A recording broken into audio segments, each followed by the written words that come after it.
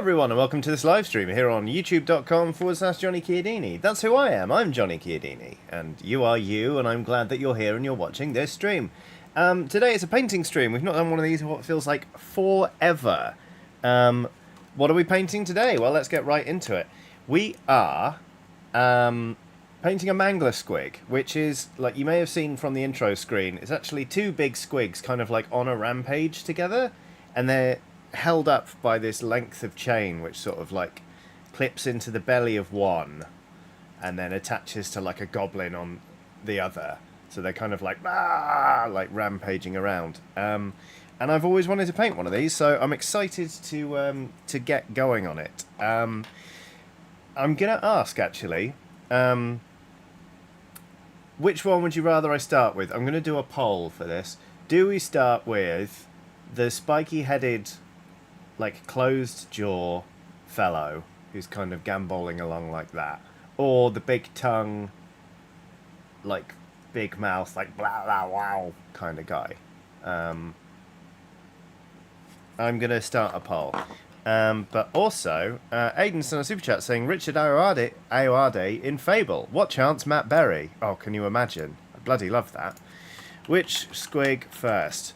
We may not get to the second squig, so horn guy with closed, horn pal with closed jaw, or big tongue blag wobble squig. Let me know. And then I'm going to sort of see which, I'll hold these up again for the benefits of the poll. I don't know what colours I'm going to go with yet. I've sort of got a vague idea of doing a sort of lemony colour with green stripes or green bits. I don't know. But I guess we'll find out. Here's what they look like from the side. And the other side. As you can see, there's like slime coming off the tongue of the big blag wobble guy. Looks like it's blag wobble big tongue squig at the moment.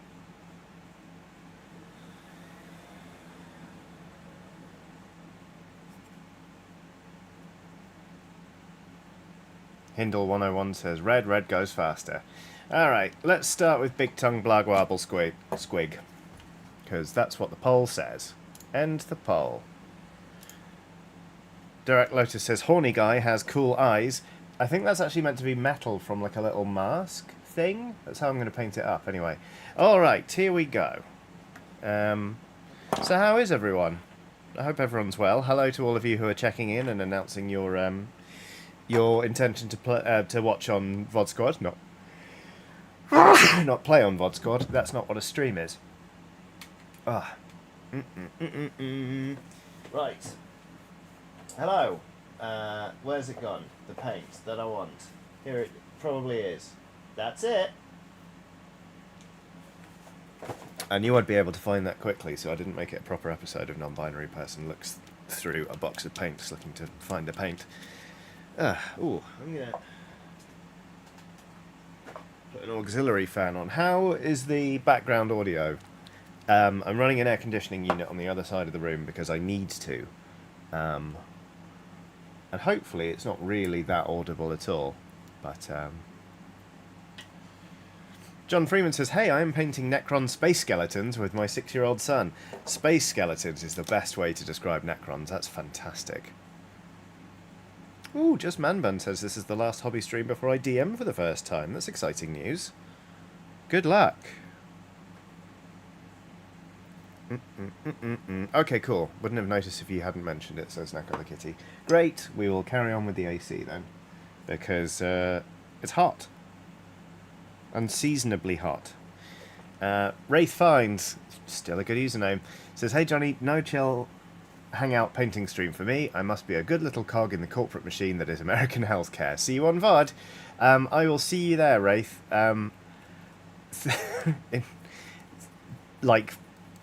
Thank you for being that cog. And making a difference to people. But I'm sorry you can't be joining us live, but that's what VOD's for. So, yeah, if you're watching this in future, hi, I hope work was alright. And I hope you're having a nice chill time now while I smash in a bit of Screamer Pink into the mouth of this squig.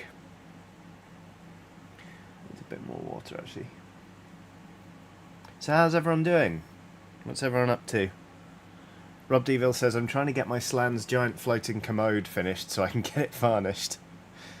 Is that one of the new ones that balances amazingly well? The new Seraphon stuff is gorgeous. Although they're doing some of the classic stuff on Made to Order right now, and some of it's so iconic. I find myself a little bit tempted. I mean, I probably won't get any of it, but still. Michaela Hawkins has been sitting at work for 2 hours doing nothing because my client did a no-show, no-call, so this is a good distraction. I'm sorry to hear about your client. What a dickhead. No-showing is not cool. I feel very passionately about that kind of thing. But I'm glad to be a good distraction. Ah, Mr. Tom for the win is in chat. Says, hurrah, I've made it to stream. Life don't mess with me now, hee hee. I hope you're well, Tom. How have you been? Has everyone been keeping up with all of the news from Not E3? So far, I'm not going to lie, the game I'm most looking forward to at the moment is Star Trucker, because it looks amazing. It looks like Euro Truck Simulator in space, and it's got a real Americana vibe that kind of gels with what I loved about Hard Space Shipbreaker. And actually the Hard Space devs have announced their next game, which is a roguelike deck builder in space, so that'll be fun as well. Tom says, I've been well but busy. Thanks, Johnny. Alrighty. Well but busy's good. Is it universally what we aim for? No, but it is also good. Let's get some glazed medium out. The acrylics, they're not playing ball with me so far today, on account of, presumably, the weather. I hope everyone's managing to stay relatively cool if you are somewhere where it is unseasonably hot. The usual discourse is taking over Twitter where Americans are like, you think 30 degrees centigrade is hot? And we have to be like, you know that it's never been this hot in this month ever before in England, right? Like, or in Britain. That's just never happened before and is a bad sign, for one thing. Like, I actually didn't realise this until somebody pointed it out on Twitter. The UK is on the same latitude as the Alaskan Panhandle. Like, we live further north than most Canadians. So, Mr. Tom for the win says, by busy I mean I was in New York, and let me tell you, it was pushing 30 degrees and I was fine. Right now I am not fine. Yeah, that's the thing. I've been to some hot countries, but I've also been to the UK while it's hot, and fuck the UK while it's hot. Slash in general. But hey-ho. Yesterday, we walked the dog, and took her to, basically, we took her to a place where she normally likes to go for a brief paddle, and then we go run around in some woods, and, you know, find sticks and run around with those and all that kind of stuff. We got to the paddling place, and she was like, nah, this is me, actually. She stayed in there for a whole hour, playing with a giant log that was kind of washed up on the side of the pond, and just having the time of her life. Lloyd says, wait, Johnny, I thought you lived in the UK. I do live in the UK. I live in London.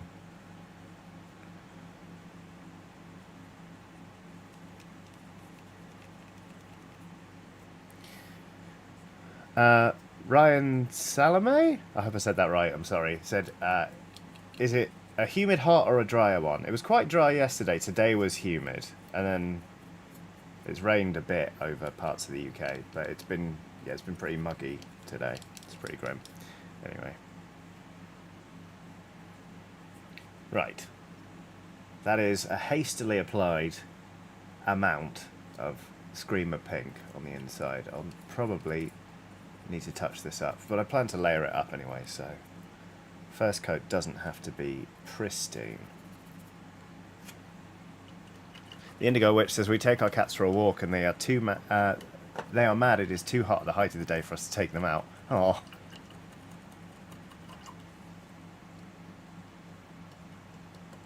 Nice Switch says me when I put lipstick on.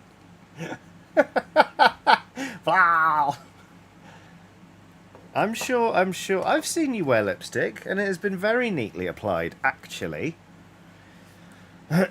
Right, colours for this scamp.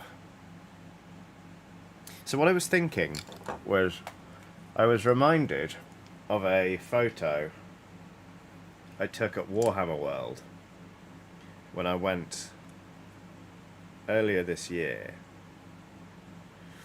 And I was looking at some of the,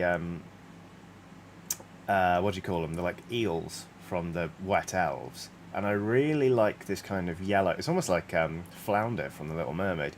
This kind of yellowy green with blue bits, which is nice. But, like, look at the gradient on this tail. It's not actually showing up brilliantly, but it's like a lovely lemon colour along here, and then up here it's a bit greener. And I kind of wanted to try something similar to that, so I think I will. I don't really have a recipe in mind, so I'm just going to try and vibe it. I think my first idea, or my first thought is, I'm going to mix some of these two yellows, or maybe a bit of, maybe actually these two, and make something kind of lemony, and then just kind of just do a lemony base coat all over this guy, and then see what else we come up with. I'm going to try and go darker on the top and then lighter on the bottom, but I haven't got much further than that. We're just going to fuck around and find out. CookieCat94 has done a super chat saying, recommended them last year and I'll keep recommending them for Skelly Pals with struggle with the heat. Get pet cooling pads and place them on the back of your chair. No pun, only advice. Yeah, I remember you recommending this, and they are great. Those pads are very cooling. I occasionally stand on one of Watson's when she's not using it, because she's got like 3 dotted around the place. Ooh, Mark Cowan says pink base coat for yellow is the top tip, I'm told. Yeah, fuck it. Why not? Yeah, let's do it. Let's go quick. Let's, I've got some Bugman's Glow, actually. I'm going to do some Bugman's Glow as a base. How are you, Mark? I hope you're well. Oh, no. Freya says, morning, Johnny and LSPs. Yay for having a stream to watch as I didn't sleep again. Oh, I'm so sorry. Also sorry that Screamer Pink is giving you flashbacks to the Bloodlickers from Bloodborne. Ugh. Right. Here we go. Let's do Screamer... No. Bugman's Glow. Get a bit of glaze medium in there as well to beat the heat. Alright, here we go. Corvus Albright sent a super chat saying, hot, messy, busy day haiku for hot, messy, busy day haiku time. Just a drop in post. This will not be in the book. Work pours from the ass. Oh my god. Well, I'm sorry to hear you're having such a hectic day, but thank you so much for dropping that haiku in, Corvus. It was a fantastic. Oh, Michaela Hawkins says, I got a pet pad for my Pom and she sleeps under it like a blanket. I feel like Poms, you can never really anticipate what they're going to do at any given time. Is that fair? Is that fair to say? They seem just like quite unpredictable dogs. Not like in a scary way, but just in like a, really? You're doing that? Sort of sense. That's the vibe I get from Poms. Okay. Bugman's Glow. It's Bugman's Glow. So how was everyone's weekend? What did you get up to? I had quite a nice one, actually. I had some friends over on Saturday, and we sort of just hung out and had some wine and had a chat. And then yesterday, I just slept. I walked the dog, and then I was tired after doing that, so I lay down for a quick nap, and it turns out I slept for 5.5 hours. I woke up at 10:30 in the evening. Or at night, really, at that point. I woke up at 10:30 at night, and was like, oh, shit. And then I stayed up for an hour, and I went to sleep, and I slept through until 9 this morning. So, I think I needed some rest, to be perfectly honest with you. But it was, yeah, it was bloody glorious.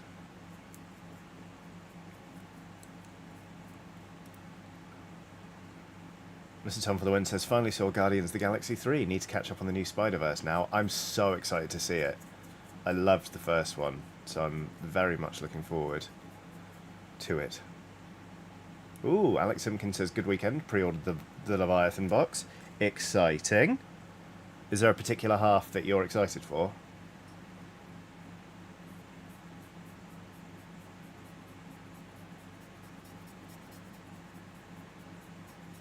This is not an even coat, but it's, you know what, it's going on fine and it's drying bloody quick.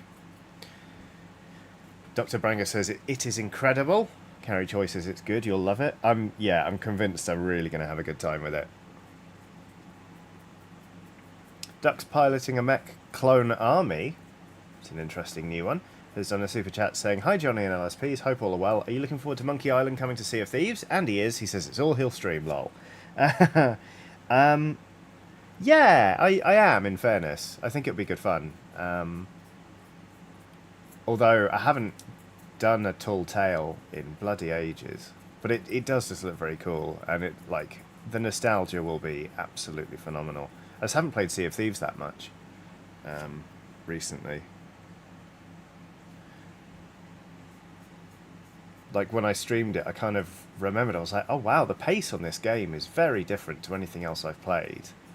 Like, I forgot how much admin is involved in, like, turning stuff in, and how a lot of it you're just travelling to places. It's a real investment, and I bloody love it, but I'd kind of forgotten. I think it's because I'm so used to spending my Friday nights playing things like Halo now, where then that's just instant gratification, like pop, pop, bang, bang, pop, pop. Match done in under 10 minutes, and if you lost, oh well, queue back up. Sea of Thieves is a much bigger investment, and I love it, but yeah, I don't know when I'm going to go back to it, really. Hopefully soon. We'll see. I don't know. Snowy Death 72 has done a super chat saying, did you ever play Days Gone, Motorcycles and Zombies? I didn't, no. It didn't really appeal to me at the time, and I also think, I don't think it reviewed well on launch, but I am aware that there are people out there who absolutely love it. So there's clearly something there. But no, I've never given it a go. Cyrexel says, sorry Johnny, I'm not into you painting, but I shall give you a like regardless. Thank you for your honesty. And for the like, indeed. That's fine. The painting thing isn't for everyone. It's something I wanted to do when I launched the channel, and it's a good excuse to keep painting, to be honest with you. And it's just, you know, a relaxed time. Sometimes with the video game streams, they can be a bit intense. But it's just good to keep my brush in, really. Because I didn't do a painting stream for the last 2 Mondays because of things getting in the way, life in general. And sure enough, I haven't painted in all that time either, which is really annoying. So, Bot P Caramel says, oh boy, another painting stream. I'll be catching this later, but I hope the taping Deadlands is going well. Yeah, very well. I really enjoyed what we filmed so far. Looking forward to doing more. And I'm not allowed to say anything else apart from that. Forgive me for my silence on the matter. I'm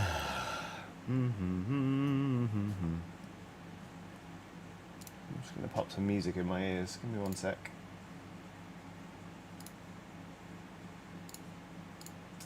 I don't remember adding that to my... Sure, I'll listen to that.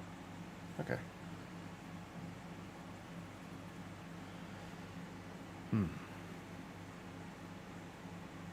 Artima Bale says, reminder brought on by the bit of sunburn I got from working the Pride picnic yesterday. Sunscreen is your friend. Please use it, pals. Couldn't agree more. Also, don't forget that it's not just about the numerical SPF factor. Look for the number of stars on your sun cream as well, because they're a vital part of how well you'll be protected from harmful rays.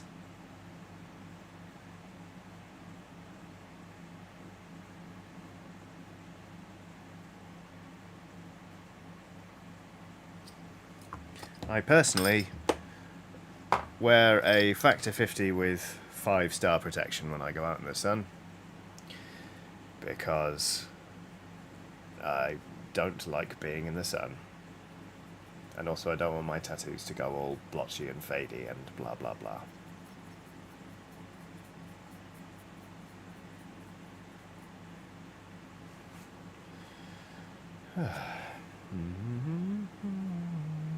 Jazz says, heading off to study now. Have fun, everyone. Take care. I hope studying goes all right. Please absorb many facts and come to some interesting conclusions and insights. It'll be good for you.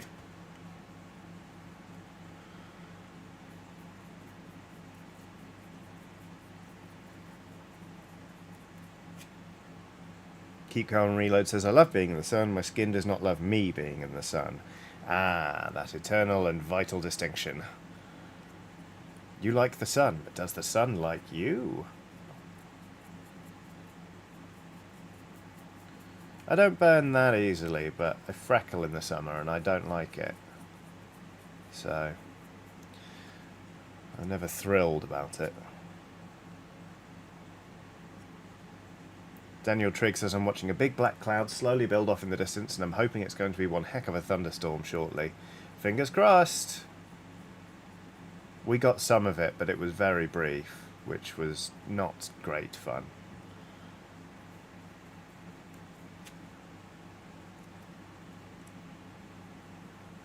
But, you know, you take what you can get, really, don't you?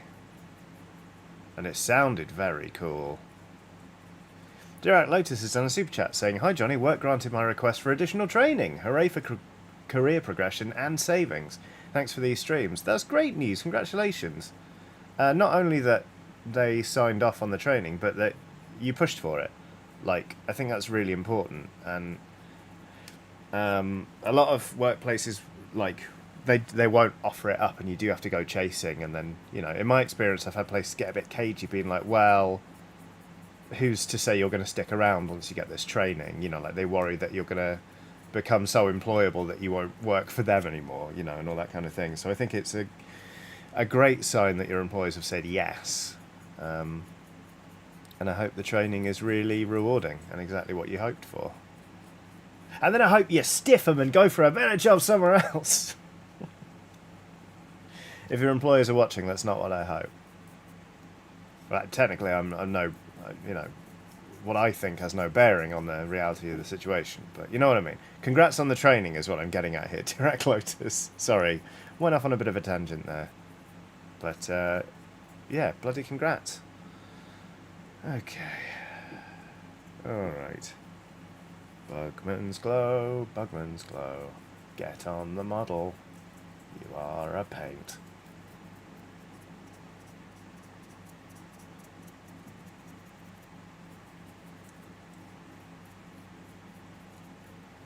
Right. I'm going to slap a bit more on the underside of this squig and around the mouth here, and then we should be good to start in on some other colours.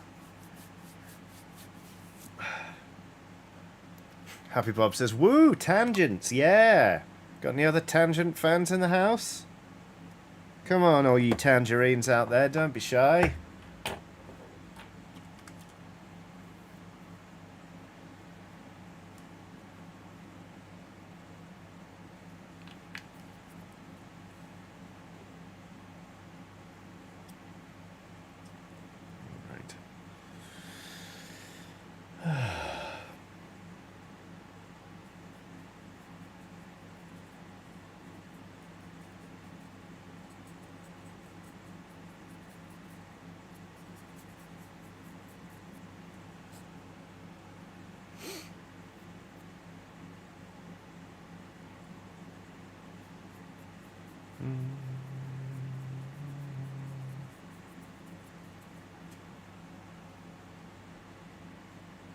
Hamlet Prime says, not a tangent fan, but it does remind me of the time I went skiing.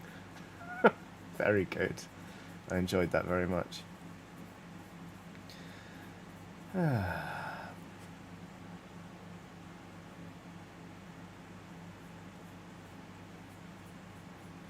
So what games does everyone like the look of from the Summer Games stuff? I like the look of South of Midnight. I think that looks very, very tonally interesting.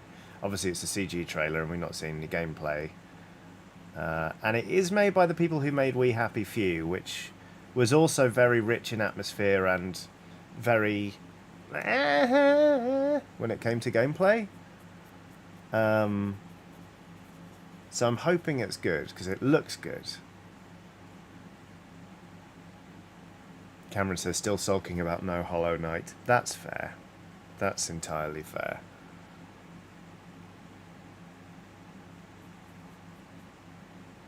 Daniel Trigg says, I'm very pumped for Realms of Ruin.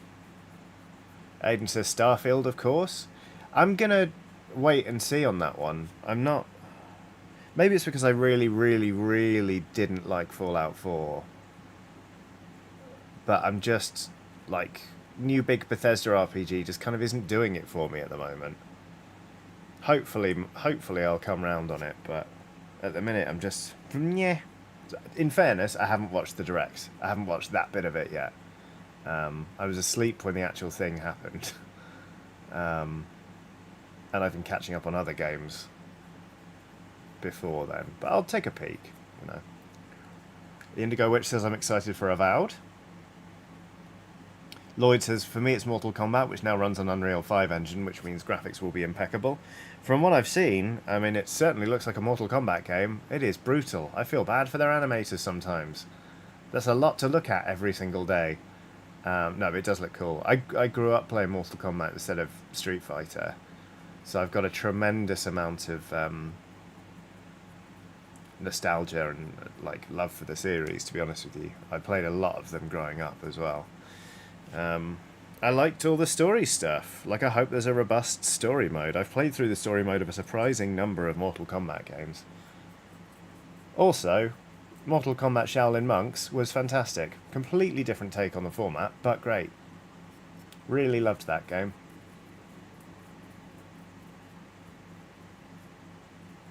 Made me develop an abiding love for Kung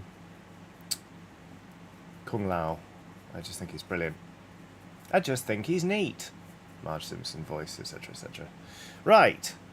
It's kind of a dark pink, but that is a pink mangler squig. There we go, that looks a bit better.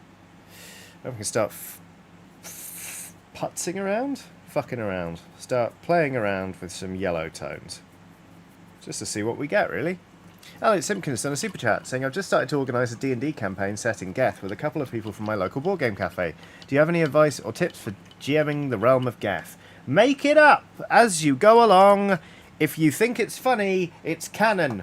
That is it. Those are all of the rules. Basically, generally the people aren't unhappy. Power is often corrupted, and people need to be helped from being under the thumb of people who are keen to exploit them. Apart from that, it's just silly nonsense. Just tit around as much as humanly possible. That's it, Alex. That's all it is.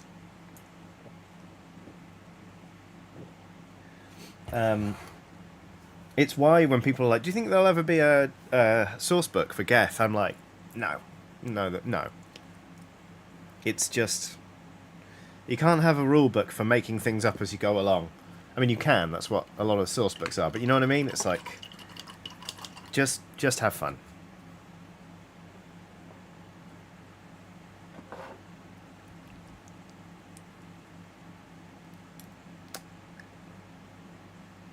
And yes, as people are saying, don't forget space comes down at night.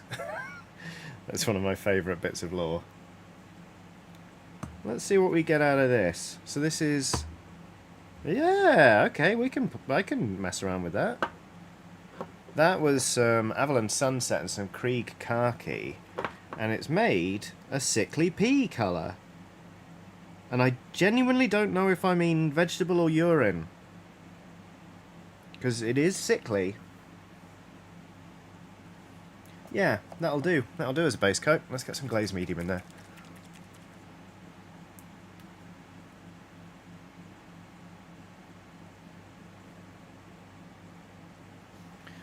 Freya says, maybe not a source book, but a complexly edited Google Doc.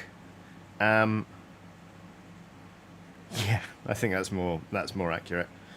I do have still saved notes from Ox Ventures I was planning to run, but the planning is so light that you'd scarcely believe it. They're not worth releasing, really. Right, let's see what this does.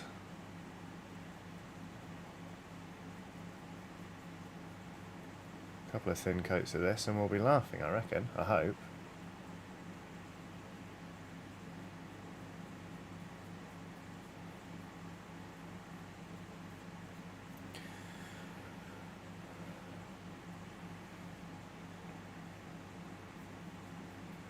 Daniel Trigg says this stream is going to make me paint some Stormcast when I finish work. Fingers crossed I can have all the Dominion stuff painted by the time 4th edition rolls round. Nice!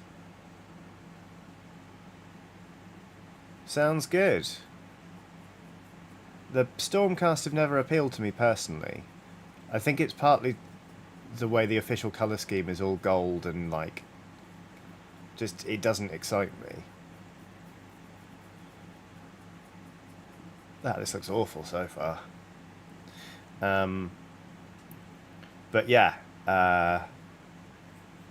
what am I saying? I'm glad you're excited to paint stuff up, and it's also nice to have a bit of a deadline sometimes, I think.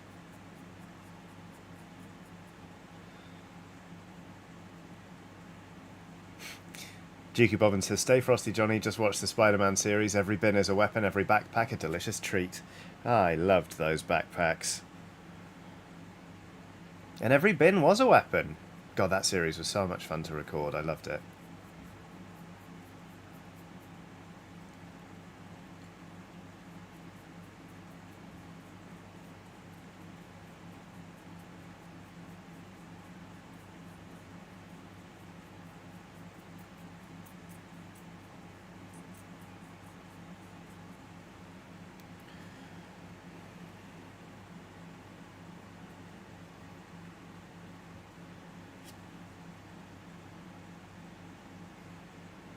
Okay, I think I know where I can take this. What I think I'm going to do is carry on with this sickly yellow, but actually use a lighter mix to highlight a lot of the musculature.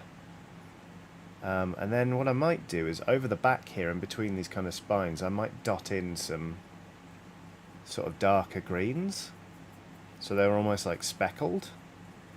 Maybe? I'll see what it looks like once I've actually got a solid base coat going, because right now this is patchy and it looks like gone off meat.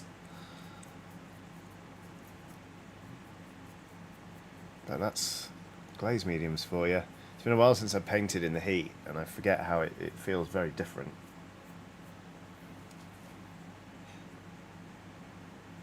Hello Emma Benton, how are you doing? I hope you're very well, my good friend.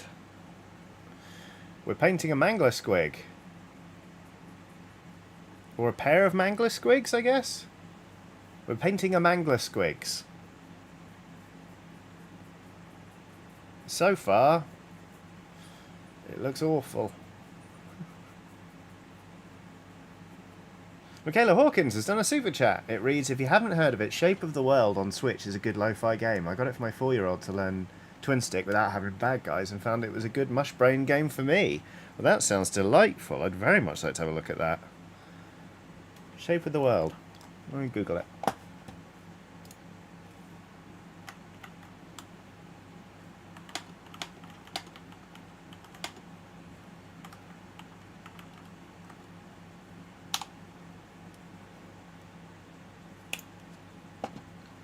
Ooh.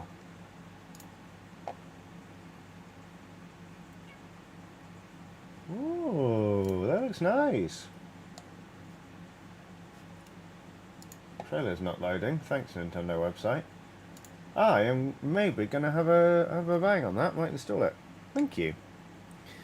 Oofed. Call Me Mug says, "I tried putting wallpaper up in similar weather and that was a time. Bloody hell, yeah, that sounds like an ordeal. No thanks."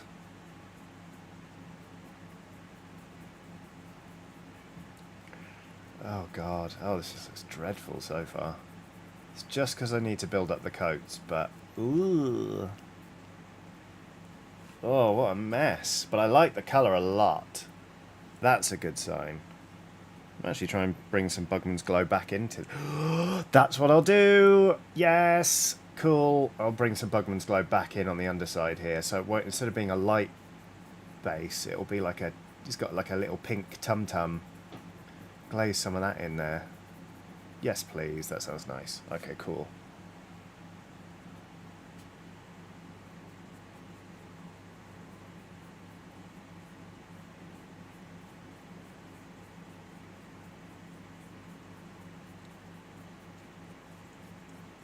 Ah, it's nice to learn by doing.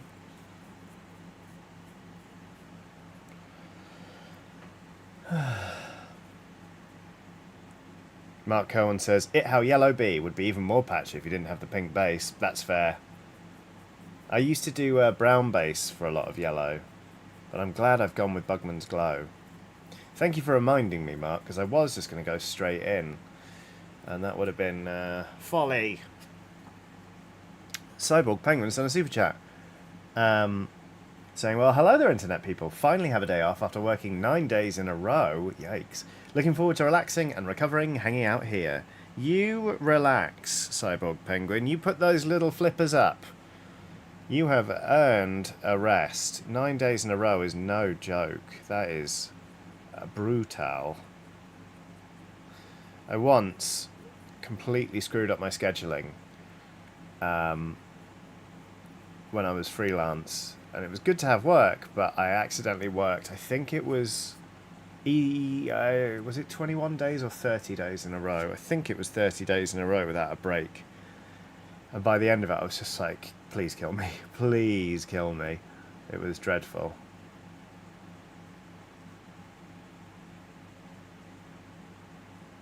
Oops.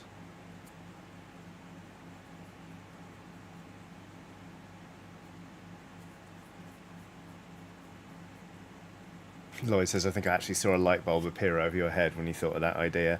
It's nice having those moments where suddenly it's like, wait, I think that's the right answer. And then you get really excited about it. You're just like, yes, it's what I'll do. And I think, yeah. It's just what we'll do. It's just what we'll do, Lloyd.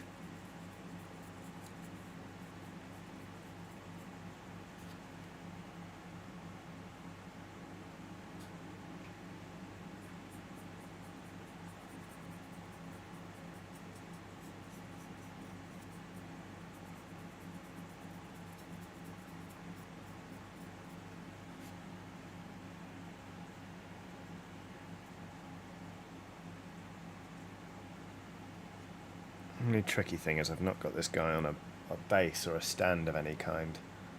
I have to kind of just gently hold him by his feet and things. But that's alright. We're doing okay.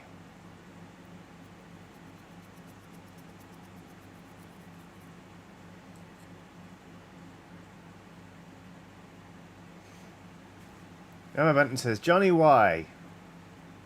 What? Oh, was it when I accidentally screwed up my working schedule? Or I'm not sure. I'm never entirely sure when you yell Johnny why at me. It could be any number of things. Oh, to the working. Thanks, Emma. Okay. Yeah, no, it was not a good idea. It was a very bad plan. And I certainly learned my lesson. But yeah. Just double checking, because there are many things that you could legitimately be yelling at me for. And I wouldn't have a leg to stand on. So it's good to know which one.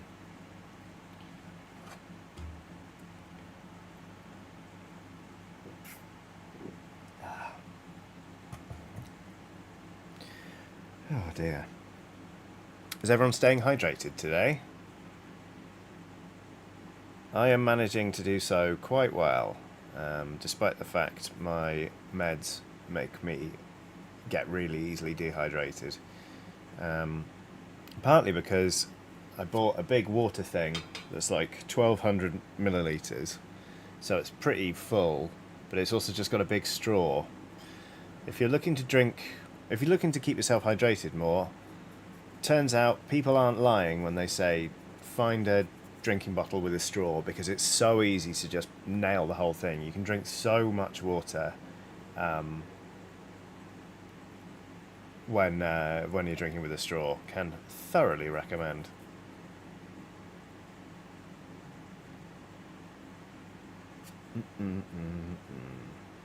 Freya says it's freezing cold. My hydration is a hot coffee. I miss freezing cold weather.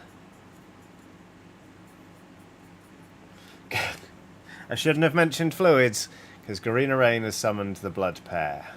You all know the routine by now. The blood pear. It's a pear, like the piece of fruit, but instead of just being a normal harmless piece of fruit, This thing has arms and legs and a face and seemingly bad intentions, because what it's got in its hand, and it's weird it's got a hand, it's a pear, is a mug. And in that mug is a viscous red fluid that I have to conclude is blood, and it keeps thrusting it towards the screen as if to say, "Look upon my works, ye mighty, and weep."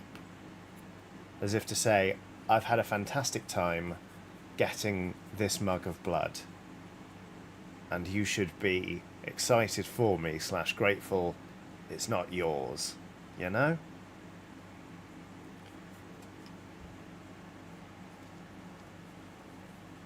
And that's the blood pear. Seems delighted with itself. Thank you very much, Garina, for bringing that into our lives once more. I wonder if there's someone at YouTube kind of like overseeing the analytics for the different super stickers and being like, well, you know, in London we don't see much traction for the pear, except for this one streamer where like we just see like the same 1 or 2 pear emotes, just a lot. Like, I don't know what's going on over there. I like to think that they feel slightly uneasy about it. Right, I need to make up another batch of that. There's quite a nurgly tone, actually, this.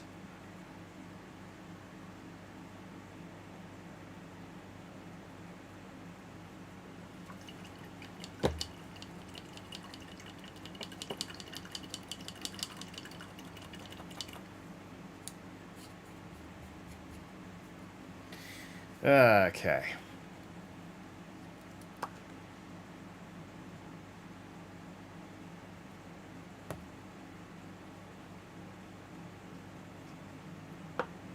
Well, that's more or less the same shade.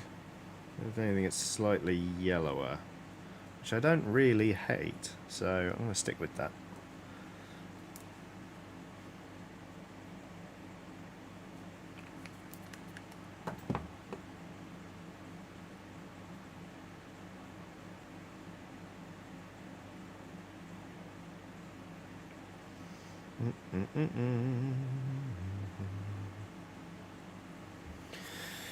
Right, onwards.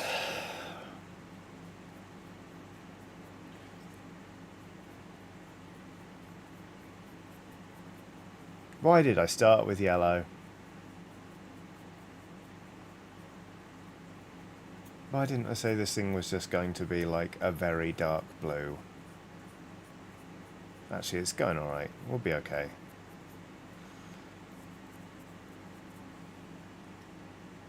Yeah, that already looks a lot more built up. Okay, we'll be fine. Don't worry.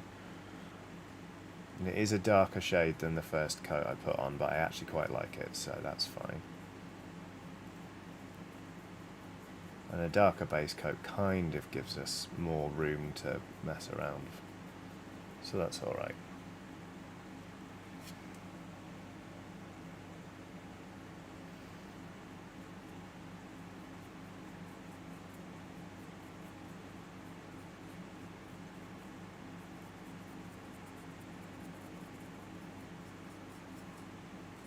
Oh, it's just nice to paint a squig. I just really like them. They're all muscles and, like, funny, like, folds in their skin and stuff. And, like, that's the kind of thing I really like painting. But they're also just really fun. They're just funny little guys. You know? I've wanted to paint up mangler squigs specifically for so long. I've sort of never justified buying the model before. But I've loved them for a long time. Cookie Cat 94 says, "Are these squigs just the evolution of the lemon person?" Oh God. Oh no, I don't need an Age of Sigmar army built around the weird lore we've built up on YouTube via super stickers. It's an upsettingly plausible theory is the problem.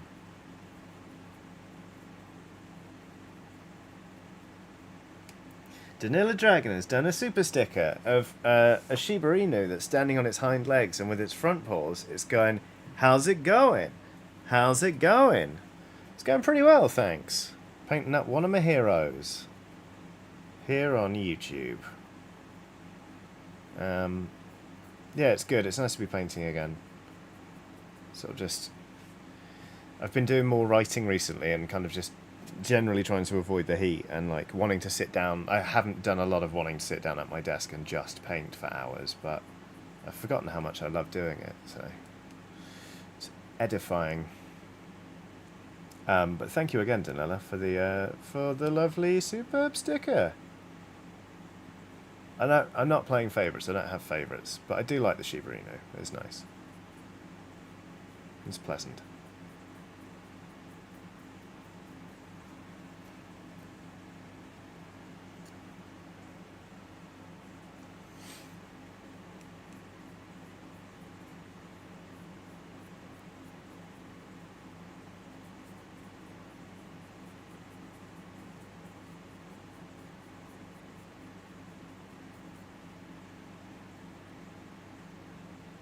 Nice Rich said, I heard the Shiba Inu is a murderer. I know that you're part of the... Well, you're basically the leader of the Blood Pair is a Friend committee. But that doesn't mean you have to slander the Shiba Inu. I'm not saying the Shiba's my favourite. Shiba Inu's not even my favourite kind of dog, because they're kind of standoffish. They're kind of aloof, because they're a primitive breed. Cameron says, yes, but he's not been caught, and I respect that.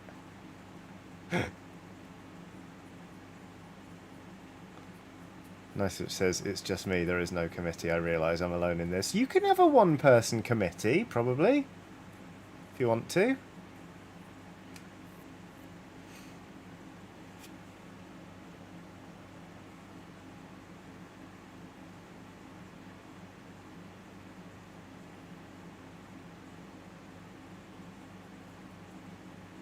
Okay, that's going all right.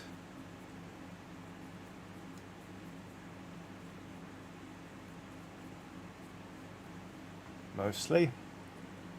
Yeah, this is going to be a smooth friend. And then we're going to layer him up. Or do we go darker? No, we should go lighter. I don't know still. It's the debilitating indecision that I really love about painting.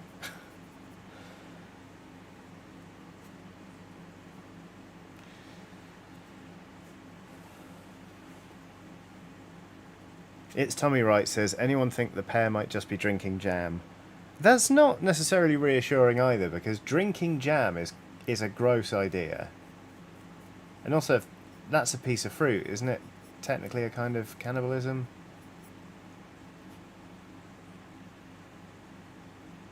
Manuel Rivero says, Shiba Inu, like Samoyeds, are one of those cute dog breeds capable of setting a whole village on fire while still looking innocent. Entirely fair. I dog sat a friend Shiba Inu once, and it was before I had a dog, and I was like, oh my god, I get to hang out with a dog, we're going to be best friends, the dog's going to love me, we're going to be such good pals. And then the dog was like, who are you? Okay. And that was all I got out of her all day. I was like, be my friend! She was like, no, I won't, I'm just a dog, I'm just doing my dog things. So that was fine.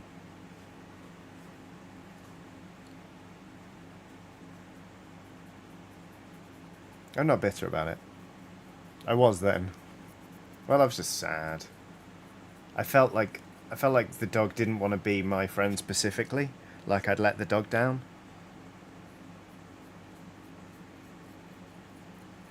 But they're just aloof, and that's okay. They can be aloof. I can be aloof. You can play that game. I mean, like, sometimes I'm a little bit aloof, and that's alright. I should accept them for who they are. Nice Rich says, oh, so we'll accept the idea of drinking jam, but the pair drinking Ribena was just too much for everyone. Ribena's not that thick, Sarah. Ribena's never that thick.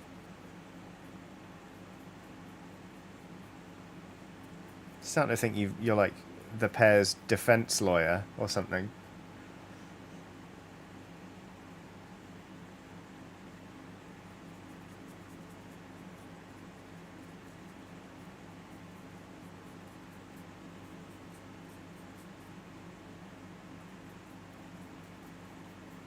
Alright. 2 coats down. It's looking pretty lemon. Little lemon friend. Yeah, no, that's fine.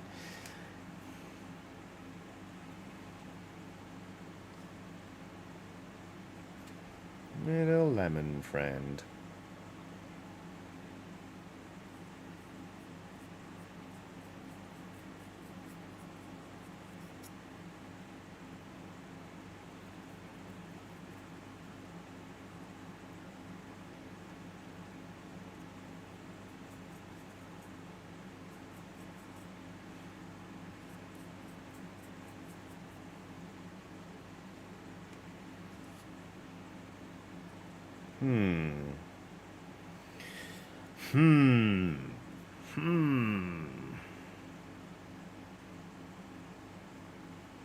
Janos606 says, is that another squig? Biggest and nastiest yet? Yes, it's a mangler squig. So what we've got is a squig on... You get a squig on the bottom and then you get another one and they're kind of like rampaging together. Like blah, blah, blah. That's what these ones are doing anyway. And what I'm going to do is I'm going to work on the inside of the mouth here and I'm going to layer that up. And I'm going to layer up this tongue before I do anything more to the skin, because I need time to think about that. Actually, there's a couple of bits I want to touch up here. I'm not really sure where I'm going with this, so I'm not sure what my next colour is and where I want to apply it. I maybe should have thought about this a bit more, because I really want the mangler squigs to look good. But we'll get there, I'm sure. I might do some pin washing in a minute, maybe with a flash shade. Nice, it says, I love it when the squigs join forces like the Power Ranger swords and go blah blah blah. That's exactly what they go as well, you know it. Blah blah blah blah. Right. Ooh, Skull and Boots says, right, time to break out Final Girl for my first ever play. See you delightful weirdos on VOD. Take care, Skull and Boots. I hope Final Girl goes great. And if you're watching this in the future, hi, I hope it was great. And I hope you're well.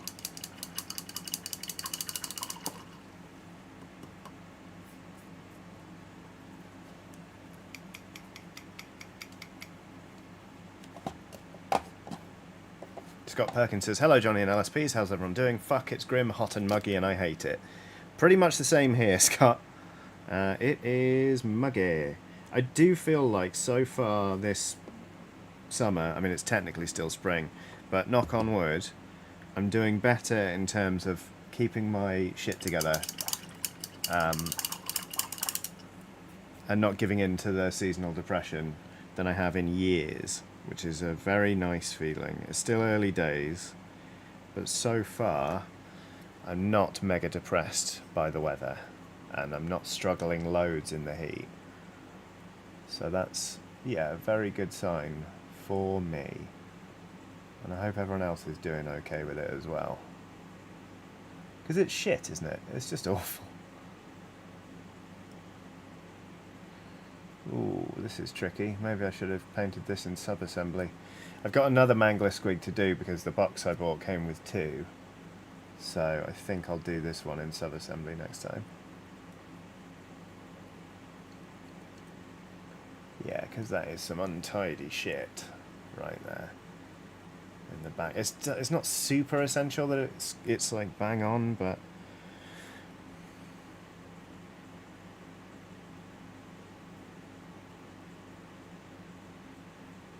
that's a bit better. Okay, there we go.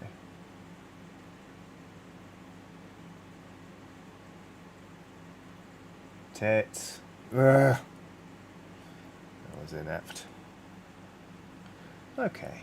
It's right in the back of the mouth of a model that no one's going to look at that close, Johnny. You're fine. If there are any important bits, it's down here, really. So that's where we'll focus. Just in here.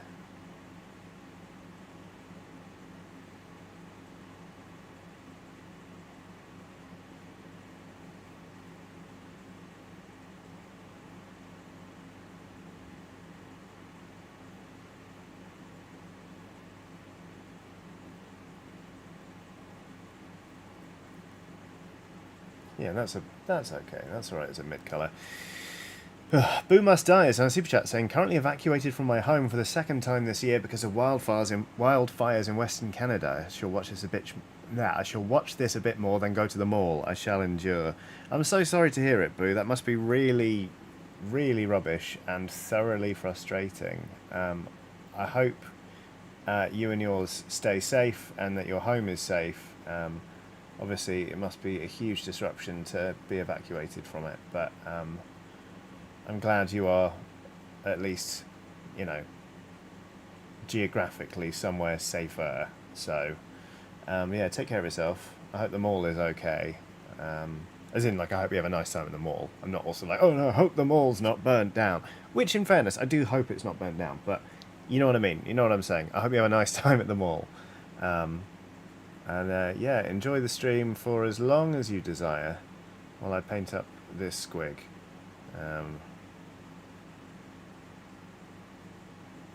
Yeah, the wildfires are pretty full on, it seems like. And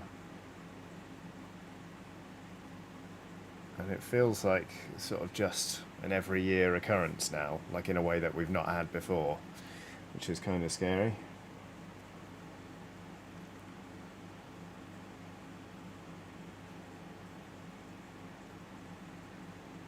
But yes, lots of love to you, and thank you again for the super chat.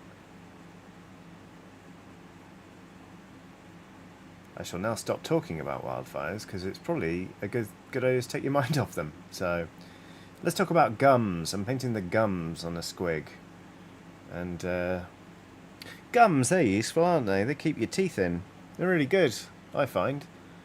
I've started flossing twice a day recently, on the advice of my dentist. And let me tell you, my gums are in great shape right now. My gums are healthier than they have been in a long time.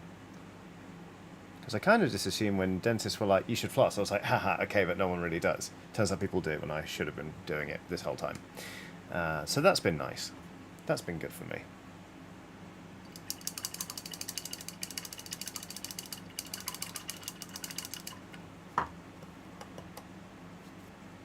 Right. I'm going to paint the tongue, but I'm going to do the tongue a different colour. I'm going to take this in a really purple direction. So it really stands out from the rest of the math. I did not say guns, do not worry. Gums, G-U-M-S. The things that keep your teeth in your head. Yes, it would be very weird if I was using guns to keep teeth securely in my head. I promise you I'm not doing that.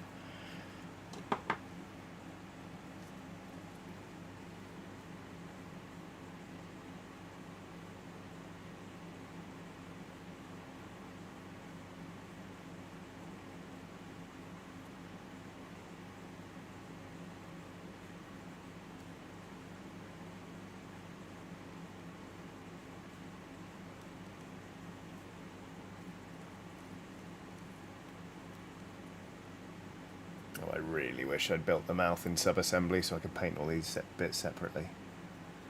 But I didn't, so I haven't. And we'll just have to live with that. That's okay. Mel says, a really purple direction. The new fusion band from Deep Purple and One Direction. God, that would be an interesting EP, wouldn't it?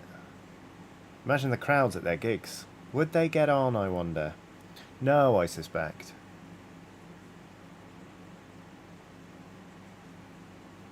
But it certainly sounds fun and innovative, so who am I to stand in the way of a really purple direction? Call Me Mug says, may I ask, what is a squig? A squig is basically, it's kind of like, it's kind of like an orc's dog. So in 40k, in Warhammer 40,000 that is, there's, you've got orcs, right? And orcs are actually fungal. They are a kind of mushroom. They grow out of like a mycelium, and they run around and they're like, whoa, we're orcs. And they're not really. Squigs are also made from like mushroom stuff, but they're raised actually to be. Oh, they're actually raised to be herd prey animals. So they're more like cows, but they're like if cows ran around with big mouths full of sharp teeth and were like blah blah blah blah blah and ate things and people. So orcs eat them, but they're also just bananas, like mushroom dogs, but not like in a way that I'm talking about, like a vegan sausage. They're pretty full on, but I love them. I think they're great. A great bunch of lads, I'd say. No, wait, we don't quote that anymore, do we? They're just really fun. I like them a lot. They're very silly. But just also really just charismatic. I like them.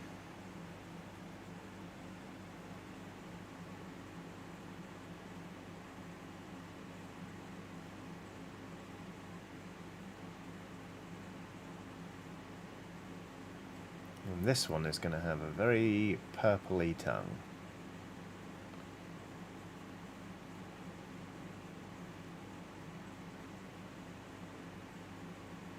I'm going to paint the slime last. I'm not sure what kind of colour I want it to be. Daniel the Dragon says, bouncy balls of death, essentially. Exactly. Exactly. And they're really fun. They're kind of like cult heroes of certain bits of 40k, I think. Or to certain players. Oh, they're also in Age of Sigmar. Good one, Johnny. Okay.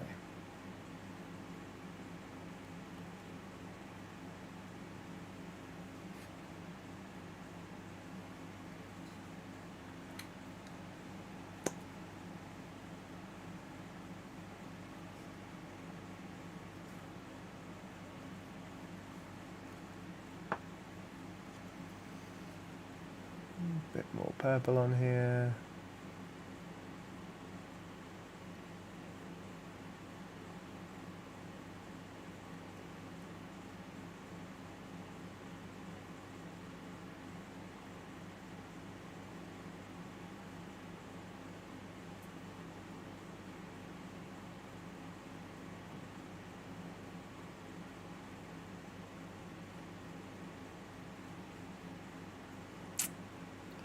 Not loving anything I've painted so far today. I know it's a whole trust the process kind of deal, but I feel like I'm falling back into old habits and just rushing.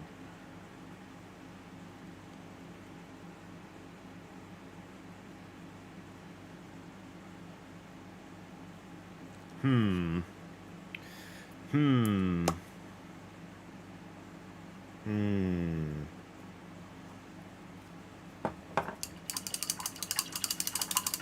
Hail sand, klaxon, whap.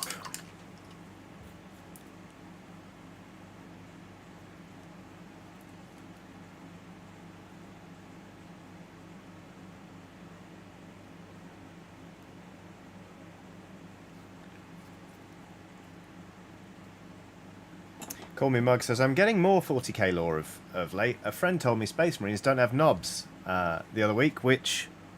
And then they stopped typing. No, they don't. But they do have... I think they have testicles in their necks. I think. Don't quote me on that. Oh, which surprised me. Yeah, it is surprising.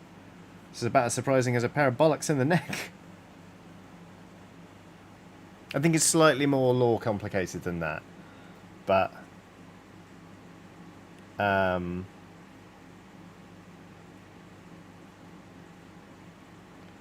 But I like, because they have the whole like gene seed thing.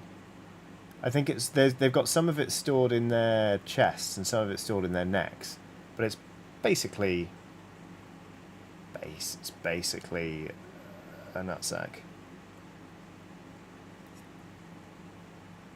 Alex Himkin says 40k lore, everyone.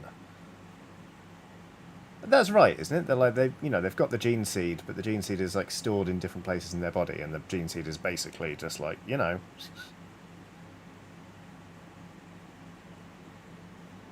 Silky Raven says, this seems like a weird time to join the stream. Yeah, probably. Welcome aboard, though. You're here now. Hi.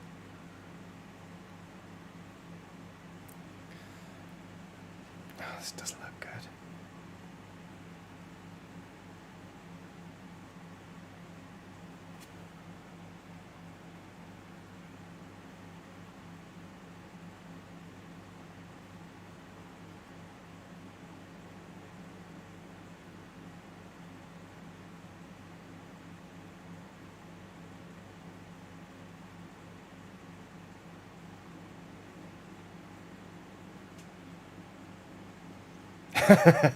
Nice, it says deep sigh. The gene seed is what I call redacted. Touche, Nice Witch. Touche.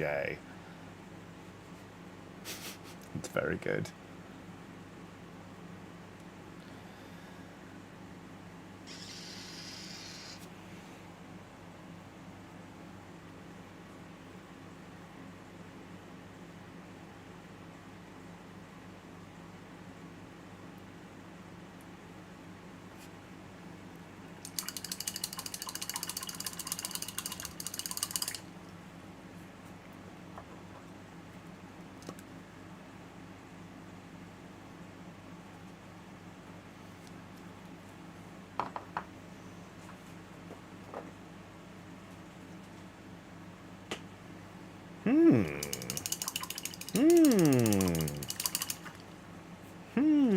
Is this a bad idea? Maybe! Are we going to do it anyway? Yes!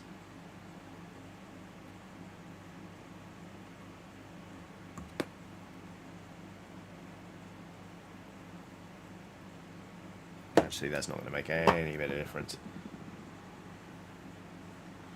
Let's see.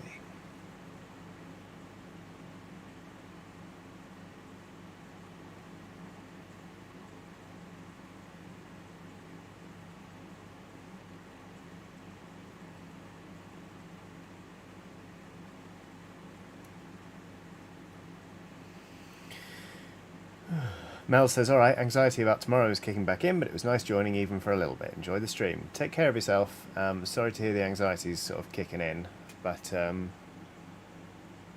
yeah, I hope you have a lovely rest of your day and it doesn't get too much worse and that you manage to sort of keep it on an even keel. And best of luck for tomorrow.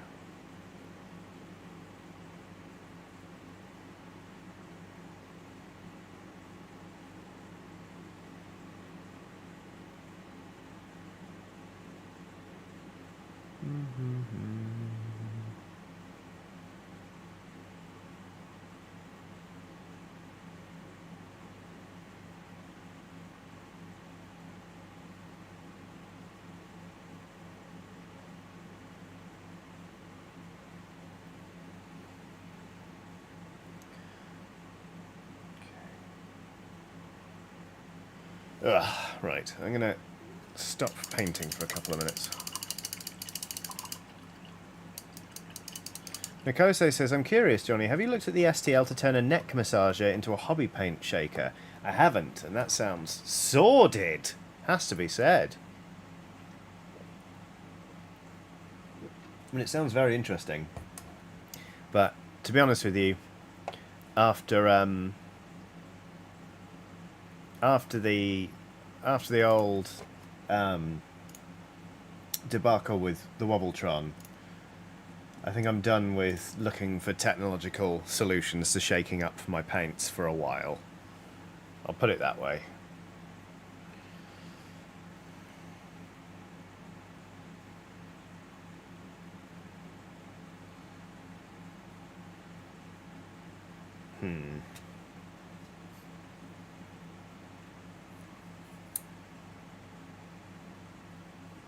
Yeah. Nice Rich says, God, I can't believe I wasted my redacted joke when Hobby Shaker is right there. Hey, look, you win some, you lose some. I always think the redacted joke's a banger, especially when you did it preceded by a heavy sigh. That was pretty great, I'll be perfectly honest with you, Nice Witch.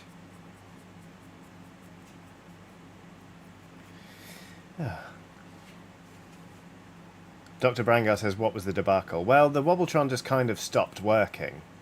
It was like, I'm alright with shaking things up, but also there was one time I used the Wobbletron flat on my desk, and then I opened a beer forgetting that it had been on the same surface as a vortex mixer, and I got beer all over my desk. That sucked. The whole thing was kind of a debacle, to be honest with you. Wobbletron, you were gone too soon. Oh, also I've got fucking purple paint on this bit of yellow. Doesn't feel like a triumphant hobby day so far, I'll be perfectly honest with you. Um,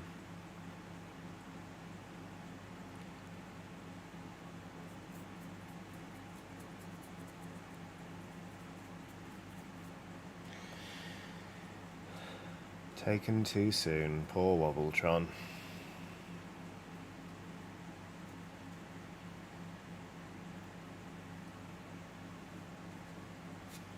Okay. Wizzyton says, "Hiya, Johnny. Hope the heat isn't getting to you." It is. I'll tell you that for nothing. It is. I feel nauseous a lot, and it's just generally a bit of a it's a bit of an uphill struggle, really. Maximus Froth says, "Going to try out Candela Obscura tomorrow with my playgroup. Knowing you're a big Blaze in the Dark fan, have you had any thoughts on Candela given its similarities?" Yes, I think, gosh, there are a lot of similarities there, aren't there?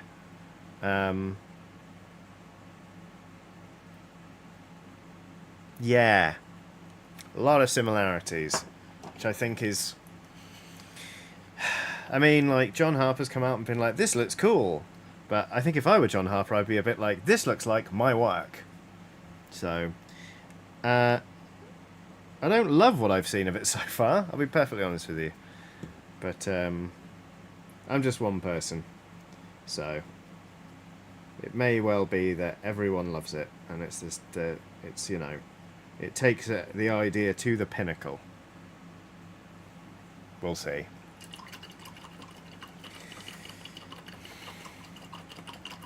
I'm going to put more yellow in that, I think.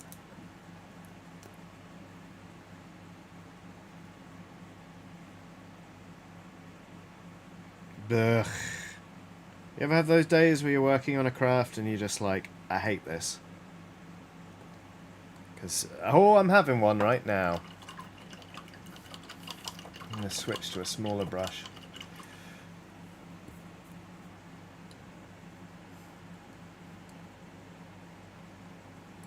There we go, a small base brush.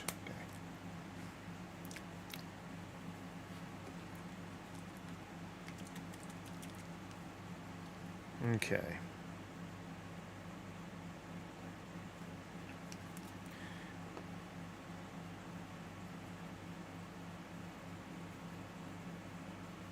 Let's see how this goes. This is a much more straight up lemon yellow. And I'm not sure how it's going to look, really.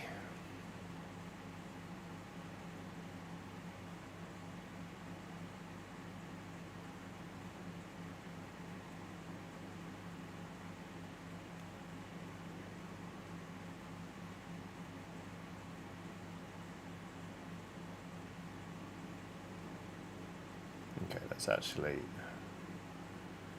fairly encouraging. Probably isn't showing up much on camera. And oh, it'll take a couple of coats, alright.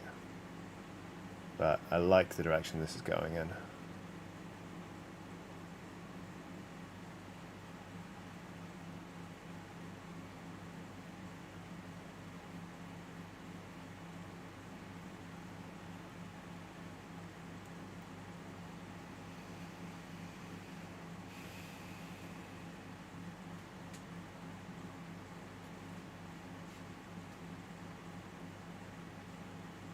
Daniel Trigg says, have you seen or got any interest in the Song of Ice and Fire tabletop game they've released?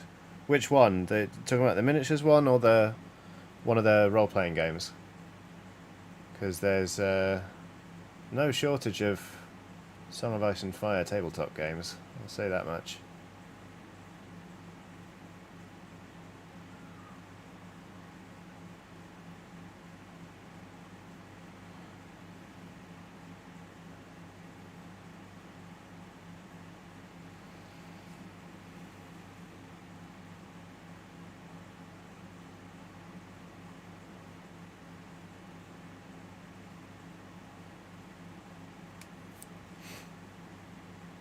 Oh, the miniatures one, although I love the RPG too, to be honest.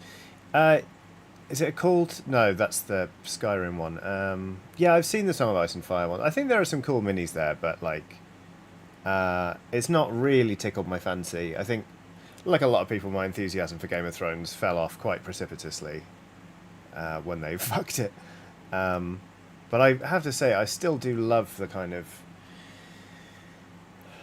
I feel like it was really electric in the early days when it was like Robb Stark, like just taking it to the Lannisters. I felt like that was a really potent era in the show, and it just felt really electric. It felt really charged. And so I can see the appeal of the miniatures game, but like I think I've already got enough miniature games on my plate, really. And there are so many I've dabbled in, but not really played more than a couple of times. But I've got minis for and all that kind of thing. So yeah, it certainly looks cool, and I like that like Duncan Rose likes it and stuff like that.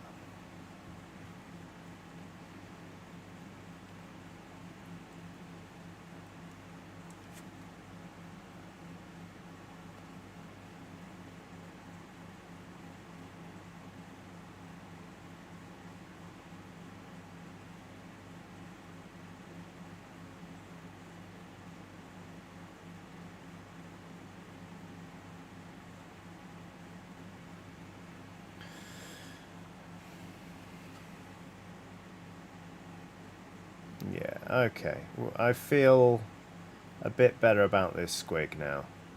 I feel like it's going to actually take a long old time to paint this skin, but it'll be worth it. I'm trying to fight the temptation to go down a brush size, because actually what I want right now are quite big blocky bits. And once I'm done kind of building up this colour, I want to go in with some shade, do a pin wash, and then work it up again. I'm as much talking myself through this so I know what I'm doing as telling you.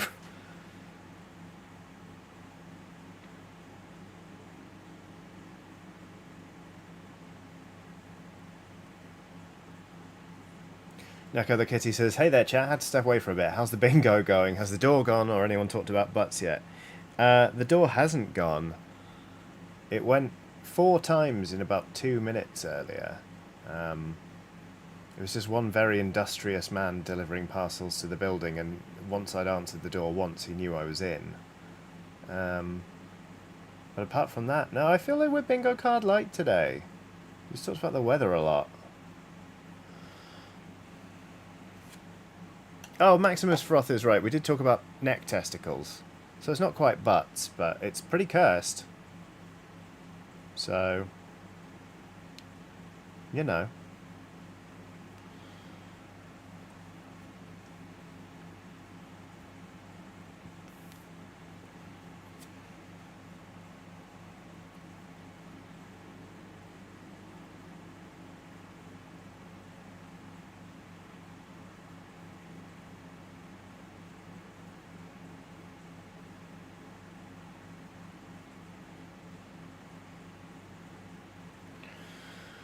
Oh.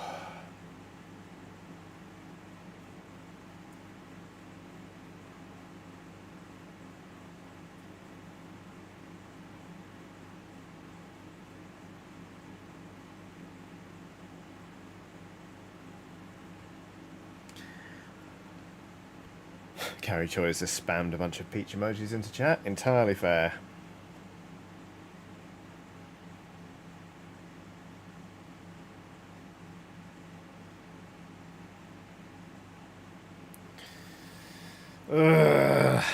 CookieCat94 has done a super sticker. The super sticker is of a peach. But this peach doesn't have arms and legs or a face. But it does remind me of a certain part of the human anatomy. Because the shape of this peach, and also the shade that has fallen across it due to the light, makes it look quite a lot like a bum. Like a lovely bum. Looks like a butt. So that's nice. Thank you very much, CookieCat94.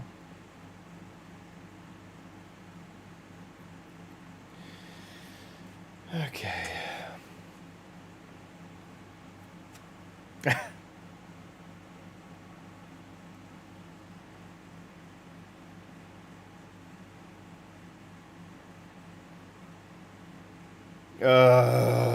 Just not sure about anything that I'm painting right now. 2 minutes ago I was like, oh, I know where I'm going with this now. Now, no idea. Trust the process, Johnny. Just have faith. You'll be alright.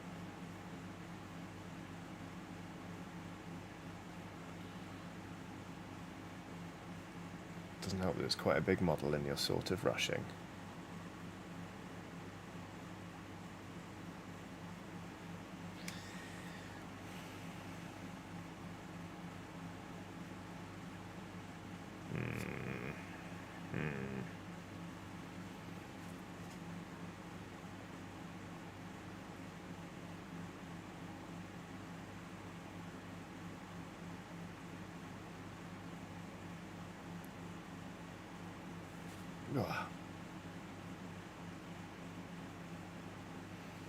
One sec, just going to send a text to my partner.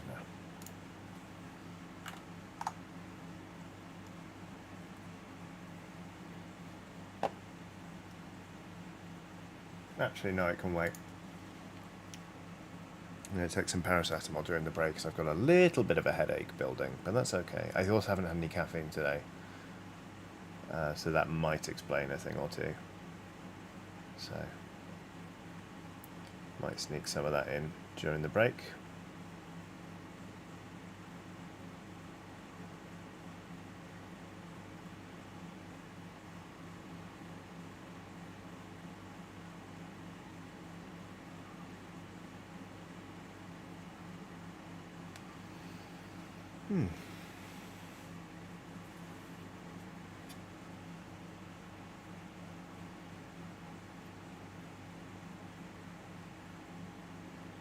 Definitely need a smaller brush. Second guessing myself constantly. Da da da da da da da da da da.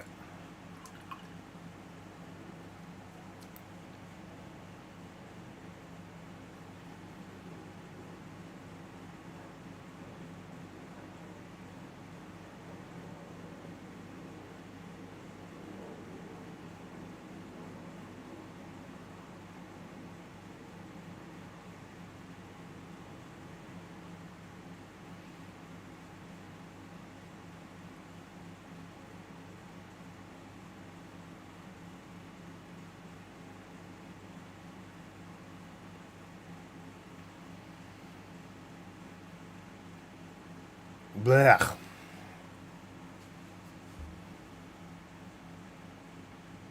I hate it. I hate it. I hate what I'm painting. Well, I don't hate the model, but I hate the job I've done so far. I think we should have a 5-minute break because I've got a headache and I need some caffeine and I'm going to take some paracetamol. And then I'll come back with a fresh pair of eyes on this model, etc., etc. So, 5-minute break, everyone. You know, the usual things. Do what you need to do in the next 5 minutes. Have a stretch. Have some water. Nip to the toilet if you need it. You know, if you're too warm, try and alleviate that. If you're too cold, try and alleviate that. And I will see you in 5 or 6 minutes. So half past the hour. I'll be right back.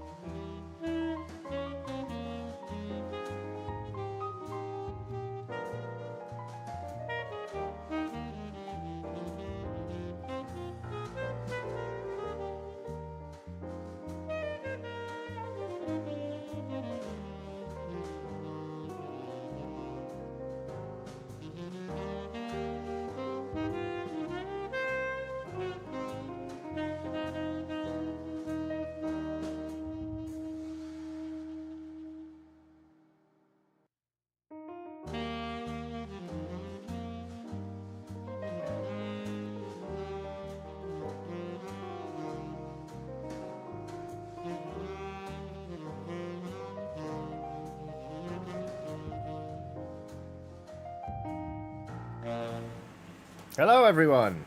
Let's get back to it. I've had a little coffee. I've had a couple of paracetamol. Let's paint. I've had a look at this, and I still don't like it right now, but I feel like it's going somewhere okay. So we're going to stick with it. I was tempted to start painting the other half of the mangler squig. I was tempted to actually strip this and start again from scratch, but I'm going to push on and I'm going to see what we get from it. Because it's actually still really early on in this process. And we can get there. It'll all be alright. Maybe. Sorry about that, everyone. I just kind of... yeah. The summer gets to me. It really does. So I found myself having a little headache / painting based freak out there. But I am back. Let's get to it.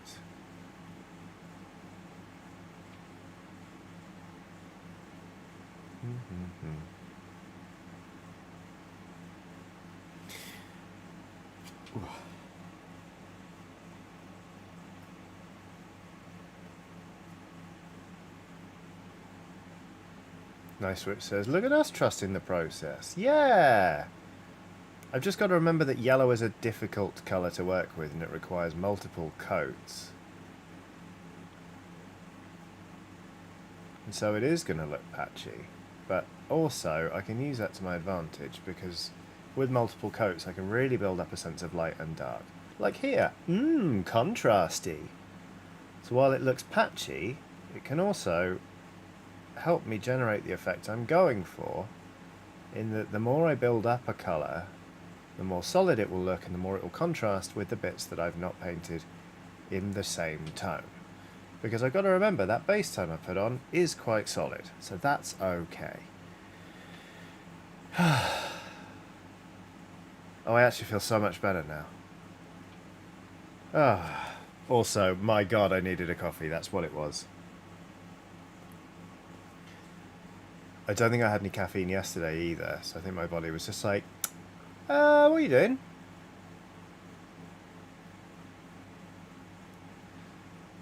Every day's a school day.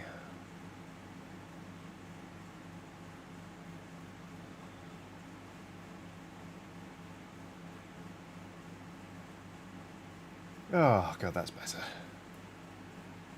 Ugh. Phew. Really lost it there for a minute. Right.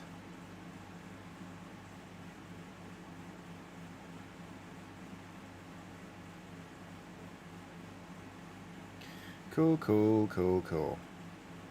Zachary Smith says, Johnny, no. If I make it this far in a day without caffeine, I can barely think. Well, turns out. Turns out.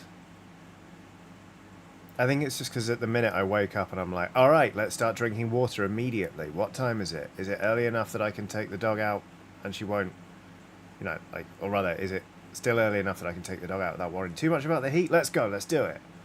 And then I come back and I shower and then, you know, to be honest with you, most recently it's been shower, have lunch, and then I need a fucking nap because of the heat. So caffeine's just kind of not entered into it recently, and turns out, a whoops.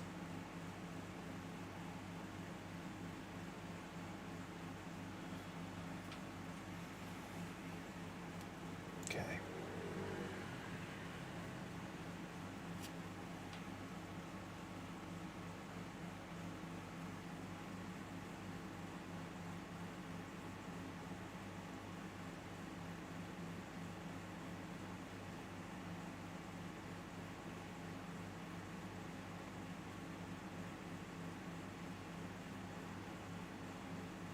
Build up the cheeks.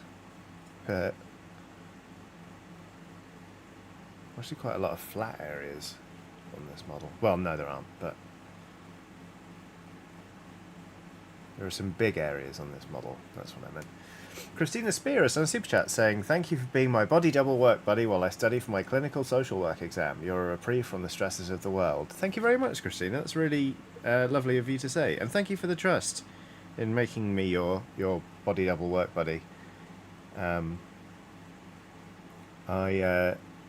Yeah, sometimes it is just an ordeal knuckling down for something, especially if it's, something with an uncertain outcome like an exam. But you're doing it, and I'm here to help by painting a plastic model. So don't get me wrong, I feel like you've definitely got the short straw here. But I'm glad that we're working together. We can get through this. I've been meaning, actually, for a while to film myself writing. Not showing the screen, but just showing me while I'm at my desk trying to write. Using the Pomodoro method, which, if anyone's unfamiliar with it, you can change the timer to suit yourself, but the way I do it is the way it was first introduced to me, which is you work for 15 minutes solidly, and that means solidly. So you don't stare off into the distance, you don't check Twitter, you don't look at your phone, you don't look at any messages you get. You work for 15 minutes, and then you get a 3-minute break. And then you work for 15 minutes, 3-minute break. 15 minutes, 3-minute break. And then after four basically 15-minute periods, you get a 15-minute break, and then you start again. And I find it just extremely good for my own productivity. And I thought it might make a nice episode of Calm Stuff to be like, hey, if you're trying to get something done, why not work with me on it? Put it on. I'll keep track of the time. You do you, and let's get some work done together. I think it'd be fun. Carrie Choi says, but I can't help but stare off into the distance. Okay, well, as little staring off into the distance as possible, I guess.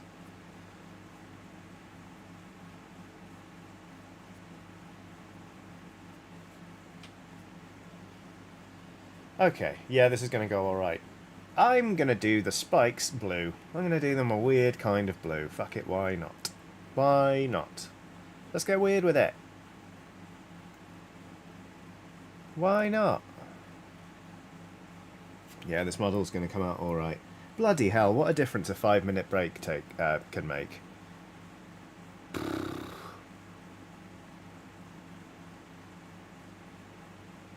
Coffee's nice, isn't it?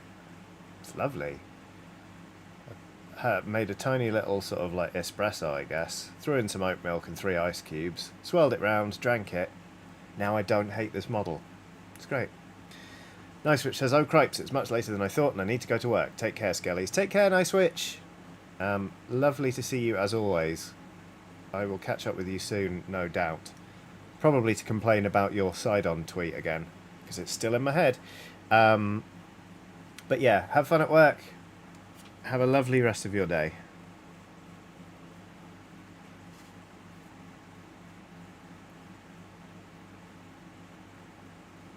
Carrie Choi says, "That might help me with my writing that I keep putting off." It's very easy to put writing off, isn't it? I find, genuinely I'm finding at the minute with the project I'm working on, I get very nervous when I'm like, I'm going to sit down and write later. I get really nervous about it. And then when I sit down, I'm like, haha, wee! And it's really easy. But the fear of sitting down and being like, I'm going to be a writer now, scares the shit out of me. Honestly scares me. Partly that's because some of the things I'm writing at the minute are trickier bits of the book I'm writing. But, I don't know. It's a funny one, isn't it? It's amazing how much of the struggle is in your head.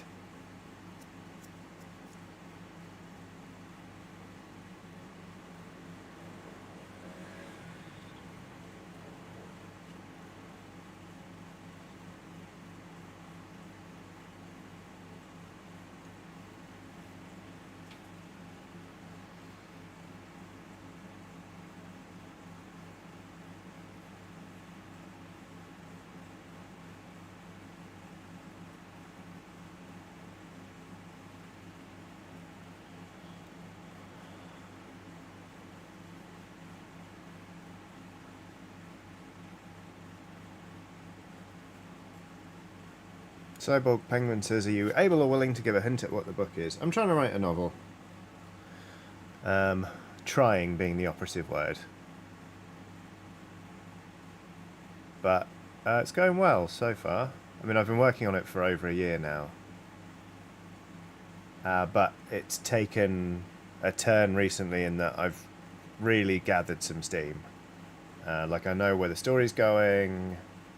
I'm really enjoying writing it. I've got about 32,000 words done, so it means I'm either about halfway or just over halfway through a first draft. But it's still it's fun and it's exciting, but it's also very scary because I don't want it to be shit. But yeah, that's what it is.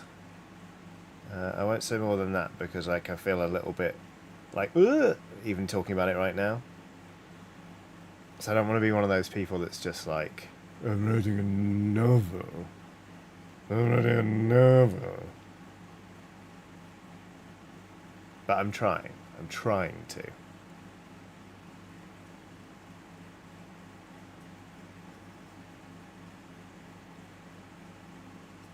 We'll see anyway. We'll see if it gets anywhere.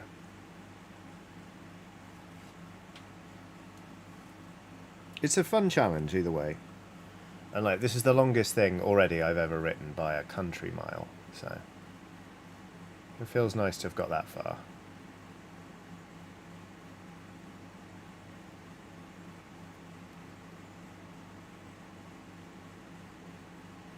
Zaggy Genesis says it's easy to write a bad book and it's easy to look at something and see what's bad about it, so the easiest way to write a book is not to worry if it's bad until you're editing it. That's always been a problem of mine. Is going back and editing while I'm writing, or just losing confidence. But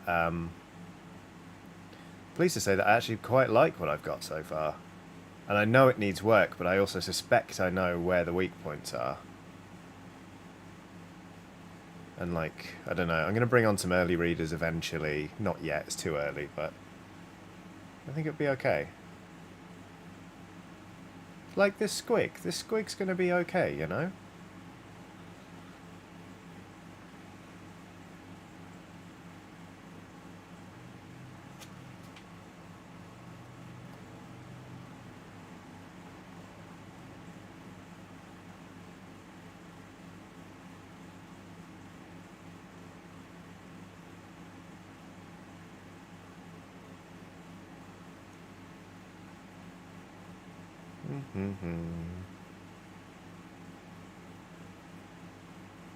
My book's called The Squig That Turned Out Okay, and it is most definitely not approved by Games Workshop. Going into the Black Library, it ain't.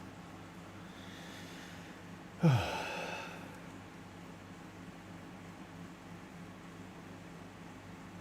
Emmy Adventure says, just got here, what's your book about? I'm not going to talk about what it's about. It's too early to kind of start sharing that sort of detail, I think, and I don't know, I'm a little bit superstitious about talking about it too much, but it's set in the modern day and it's got some themes of magic realism. There we go. That's about all I can say about it for now, I think. But I'll share more as and when it progresses to an acceptable state.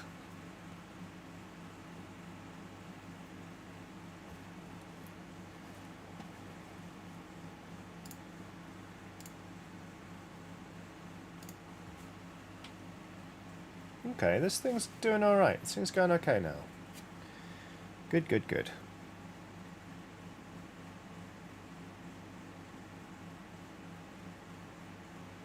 What I'm going to do is, before we go much further, let's look at the underside again. The underside still looks like that, but I do want to... I'm going to glaze some Bugman's Glow in there. I think that'll look really nice. Maybe we should do that now. The Emmy Adventure says, is it about the Oxventurers? It is not!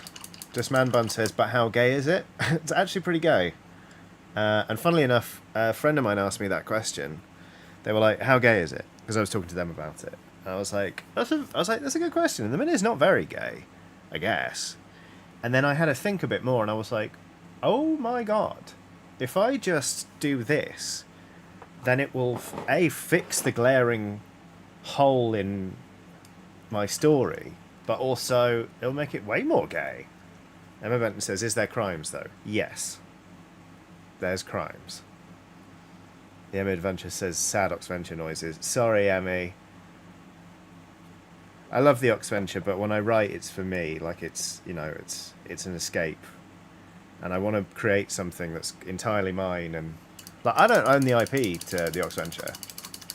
I don't own any of that. Like, technically, if I put out Oxventure merch, I could be sued. So, I'm not going to try and write an Oxventure novel.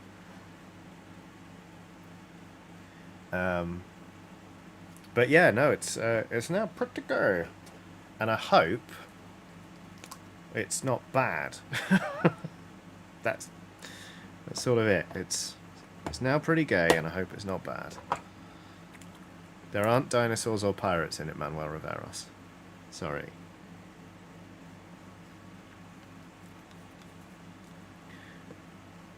Okay, I'm gonna make up a glaze here, which means I need some tissue. I need that tissue to be damp. There we go.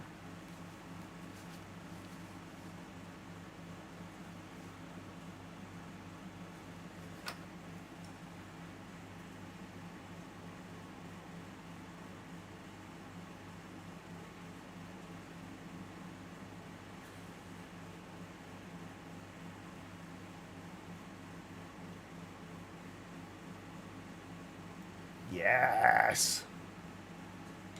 Bringing that Bugman's glow back in, I think, is going to be quite nice.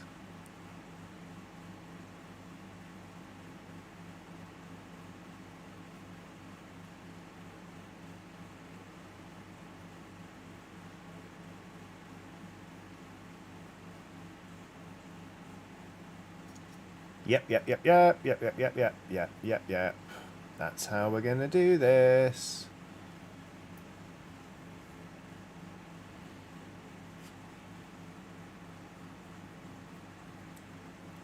Neko the Kitty says, but what about an Oxventure adult colouring book? I mean, one of those would be amazing. I'm not an artist, though. I cannot draw to save my life. I'll put it to the Ox team. How about that?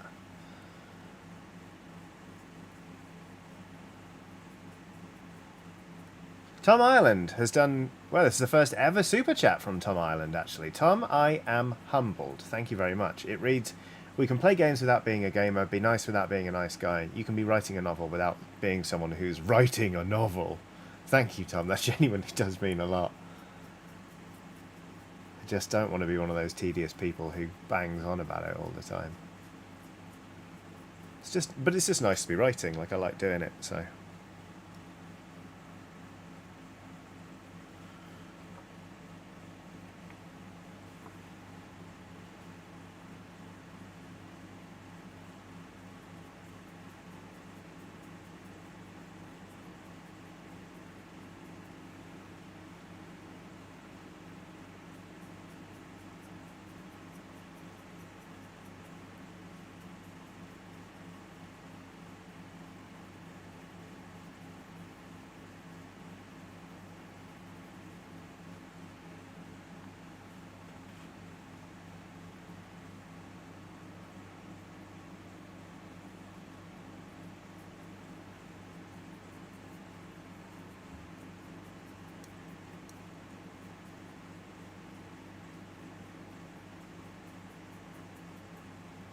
No, thank you very much, Tom. That's a very nice super chat. Sorry, I got lost in my thoughts there for a sec. And it's very true. Yeah, you can be doing a thing without being a person who... And in many ways, that's quite encouraging. It's quite comforting, really. Okay. Alex Simpkins done a super sticker. It's of the blood pair. What's the blood pear? Glad you asked. It's a piece of fruit. A pear, to be precise. And it's got arms and legs and a face. And it's collected a mug full of blood. Which, horrifyingly, actually isn't too dissimilar to something that happens in the book I'm trying to write. That is the last I'll say on it now. But yes, it's a pear, all right, and it's got some blood, all right, and it seems pretty thrilled about it, all right. So that's worrying. Emma Benton says a pair of what? I'm amazed. I'm still amazed that there are people who say a pair of what whenever we talk about the blood pair. Neko the Kitty says, I'm also down for an Oxventure cookbook with so many entries for hot dogs, but with different names. Can you imagine? It would be the most infuriating and wonderful cookbook. What else would we have in there? I guess there's the stew from All Crims Night that Dob threw the magic book into. That would be in there, I guess. What other recipes would there be? Egg butt salsa. Marshmallows! Oh my god. Marshmallows. How could I forget?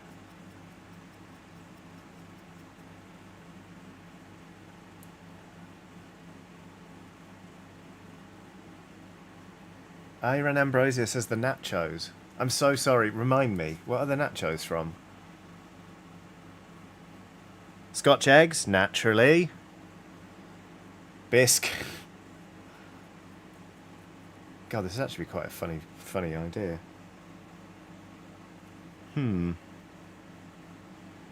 Spicy rat? Maybe not spicy rat. Do you like kind of do it in like a mock turtle soup kind of way? Corazon's greasy fry up. Prudence is hunkering for them.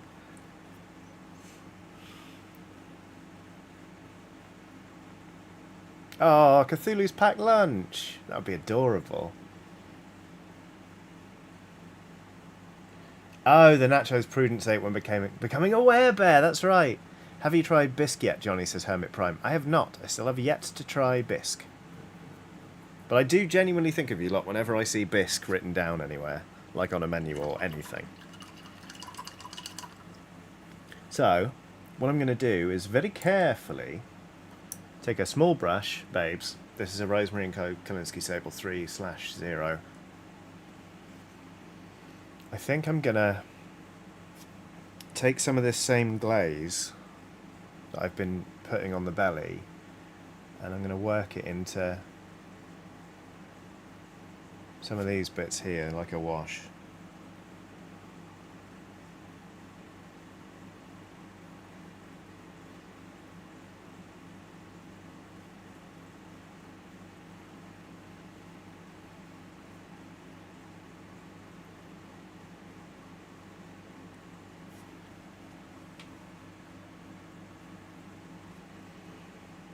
And I might end up hating this, but I might not, so it's worth a go, isn't it?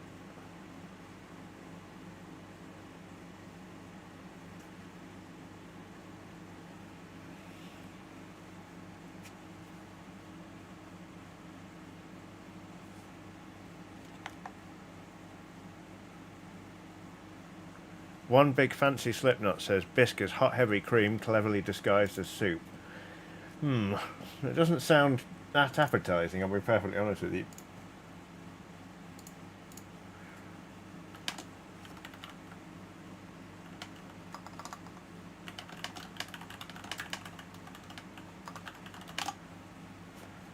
I'll try bisque one day.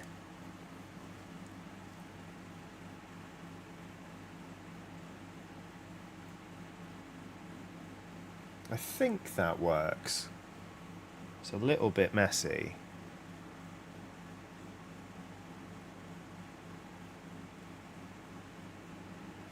It's also not dreadful.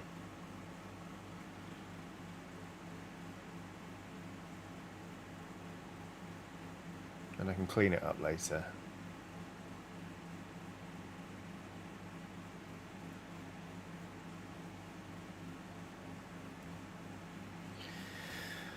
Oh.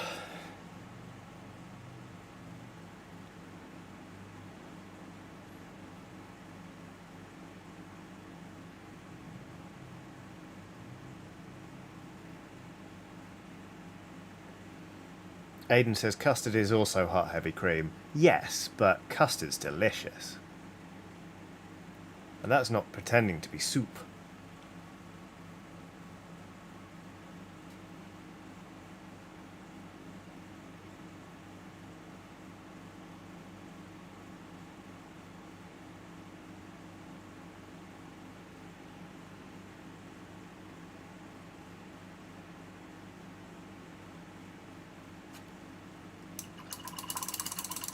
The Emma Adventure says, how about an Oxventure animation? I mean, if Amazon wants to give us a disgusting amount of money, I'm there. But only if I voice all the NPCs. Actually, no, that's not fair. Because it would be denying other people work. But I'd like to voice the skeletons. That would be my one stipulation, is I get to voice the skeletons. Because are they my favourite NPC? Probably. It's right up there anyway.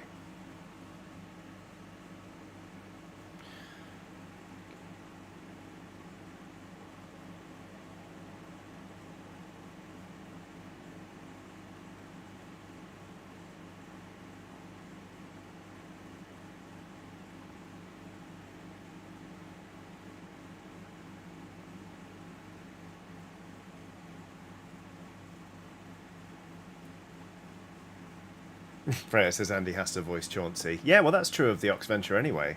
I've never done the Chauncey voice, and I can't. Like, before Chauncey showed up in Extinction, I was like, Andy, Chauncey's going to turn up. I need you to voice him. So say whatever you want, basically, and I'll work around it, but I can't do it. Like, I won't.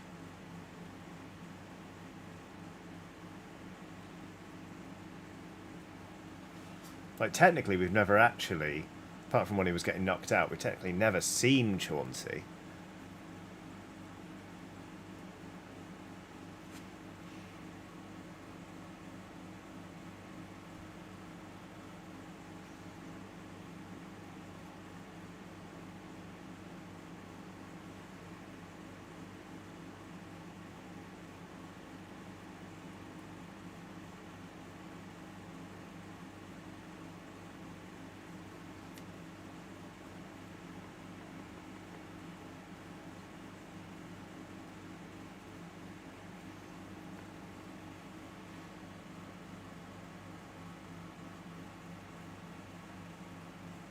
Wait, was it Extinction? No, it was Legacy of Dragons. That's when Chauncey turned up. Sorry, forgive me. Silly me. You'd think I'd know my own thing, but as I've already proved several times, when people have made reference and I've gone, there are scores of people out there who know the X-Venture better than I do. But that's okay. I'm glad they enjoy it.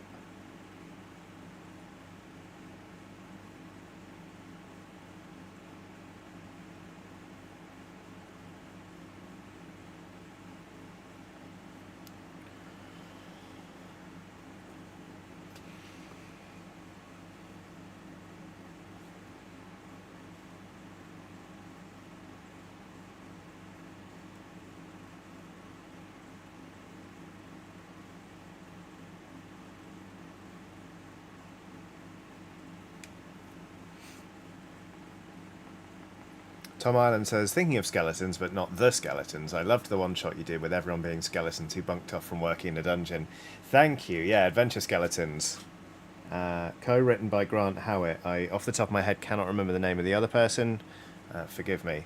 But yeah, no, that's a great fun game. And playing with Jasper and Liv from Three Black Halflings was a delight. They're both absolutely phenomenal. And if you've not checked them out, I really suggest you do. Three Black Halflings is a brilliant podcast. But just, also each of them appears and does sort of live, does actual play stuff, and they're busy people. Liv works in the video team at Dicebreaker. Yeah, and they're just all of them excellent. They're brilliant.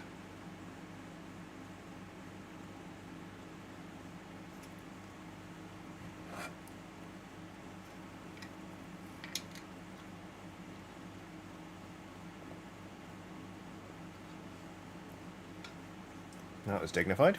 Well done, me. Okay.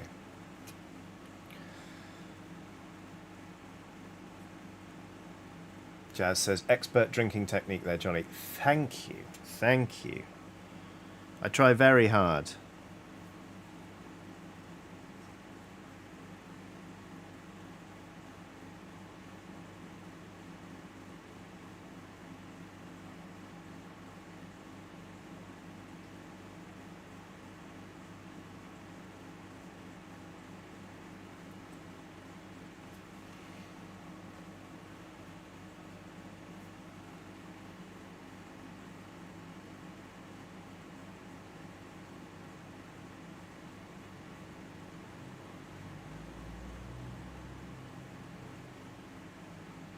It's a bit patchy, that bit.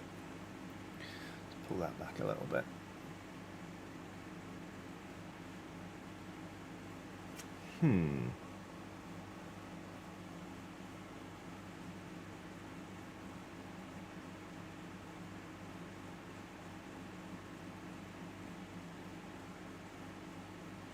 Yeah, that's alright. Cool.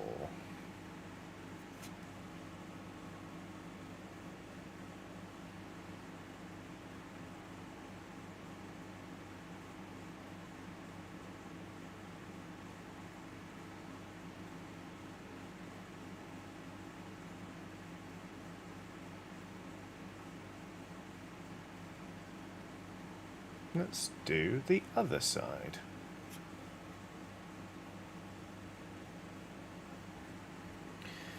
Ah, Jazz says after I finish studying for the day, I use Oxventure to relax. It's a perfect thing. Thanks. That's very kind.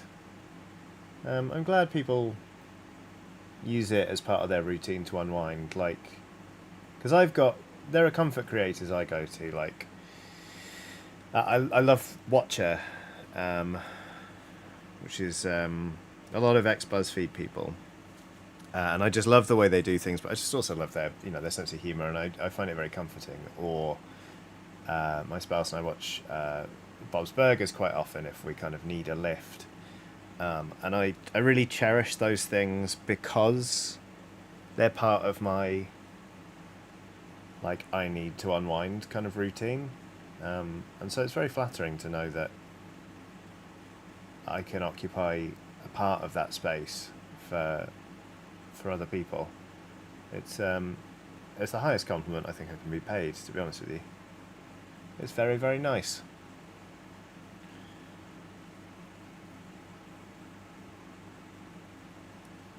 Lucy says, I'm finally catching up on Puppet history. I haven't watched any in ages. The last one I watched was the Defenestrations of Prague. But it's just still so good. I just love that series.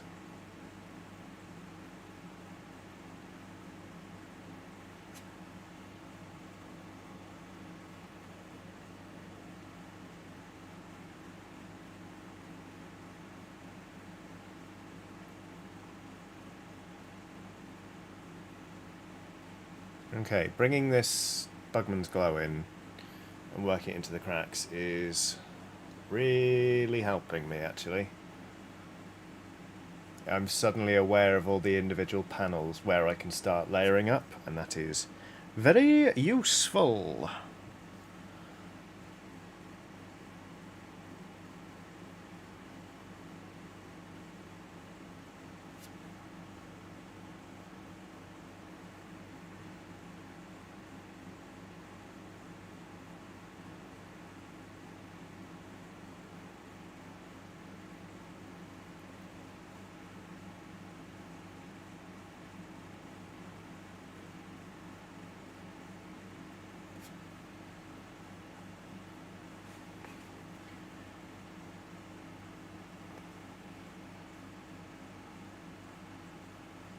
Tom Island says, I'm a bit off on D&D lately, though I do want to watch through Oxventure and finally catch up. I watched Blaze in the Dark at least twice, maybe 3 times now. I haven't even seen all of it. Like, there are certain things I'm aware of in... Like, I know that there was a big character reveal concerning Alan's character, which I won't mention because spoilers. But, like, Casimir never saw it. Casimir doesn't know. And I've actually not seen those episodes myself. So I've been told about them, but, like, it's quite funny.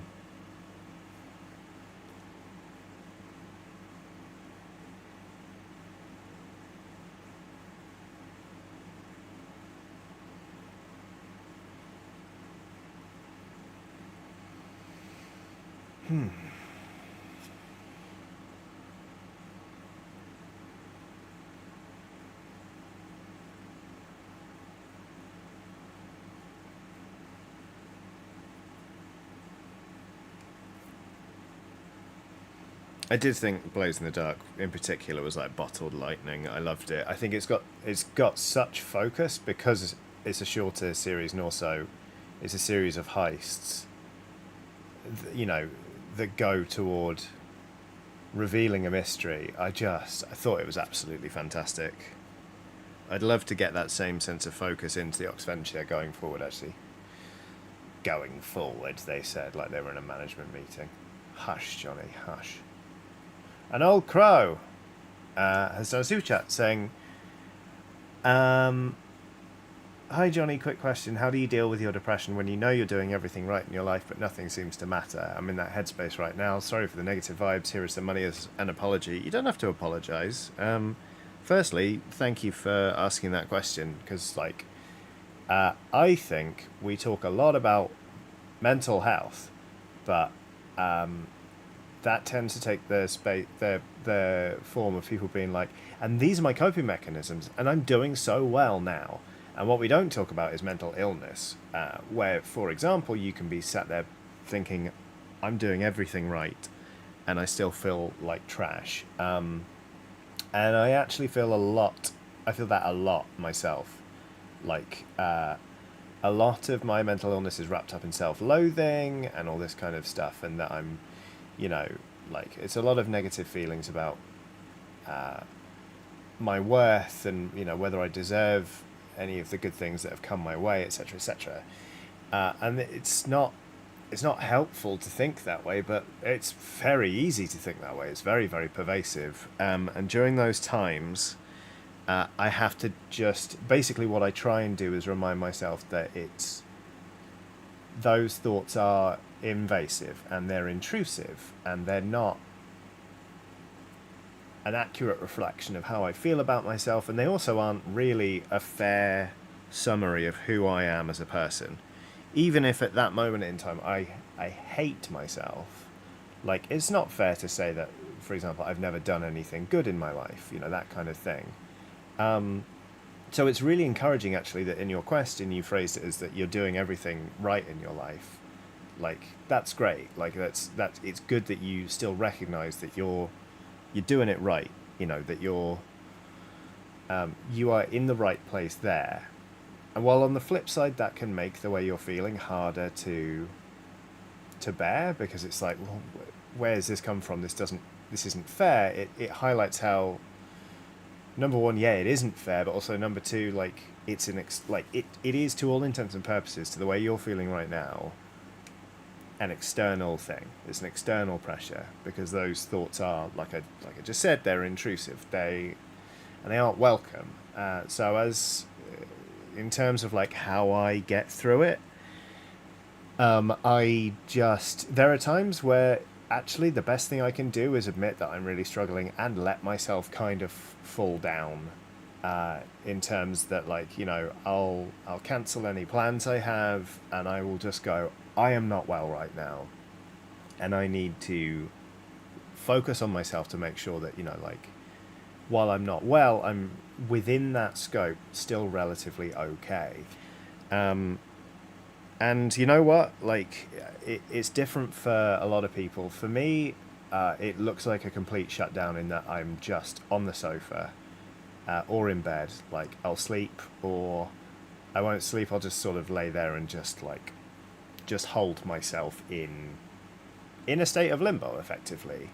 And it's tricky, but oftentimes I feel like it's like a hard reset, you know, like if a laptop gets too hot, it shuts down. And I find that just being able to say, all right, I'm going through the ringer right now.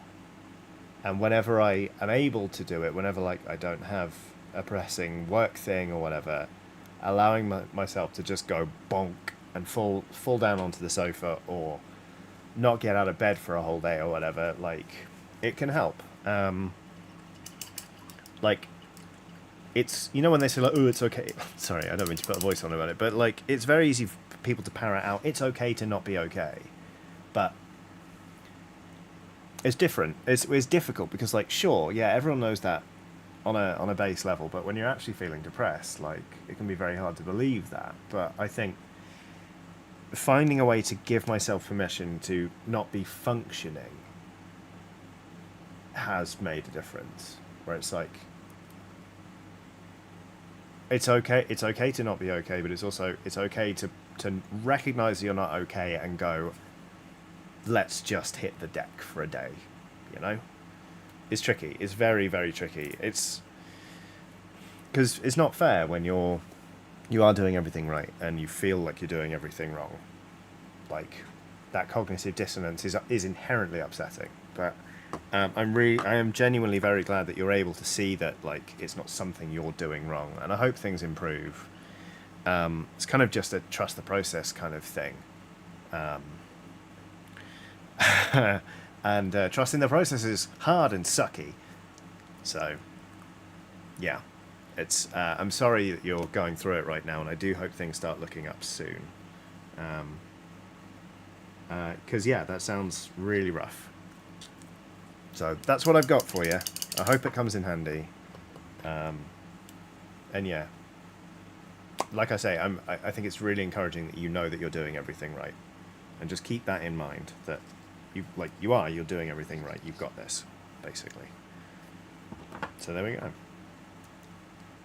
An old crow says, thank you for the kind words. You're extremely welcome. And again, you don't have to apologise for bringing that up at all. Like, I think it's important to talk about it. Like I say, like, we talk a lot about mental health, but we don't talk a lot about mental illness and what that looks like. And that is a problem. Because it means that a lot of mental wellness campaigns and stuff are very shallow.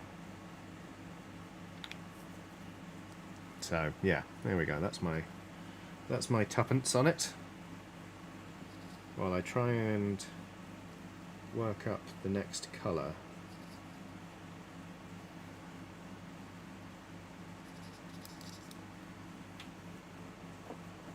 I'm actually going to put some tiny blib of bold titanium white in there. Yeah. In theory, if I can actually get the paint to play ball. Come on.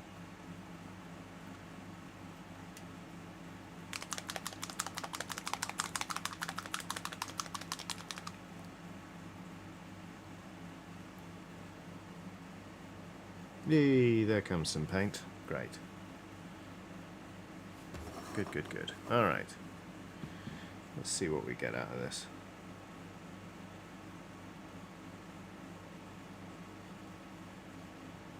Okay, yeah, I think that'll work. Alright. Worked up a kind of lemony colour here.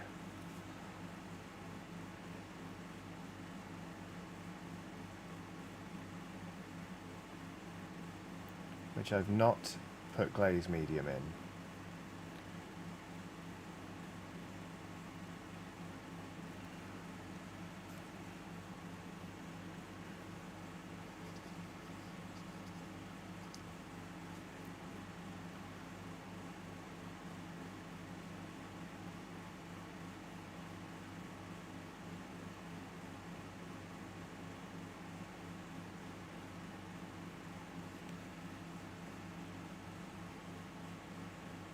Cool. Alright. This is going okay. Here we go.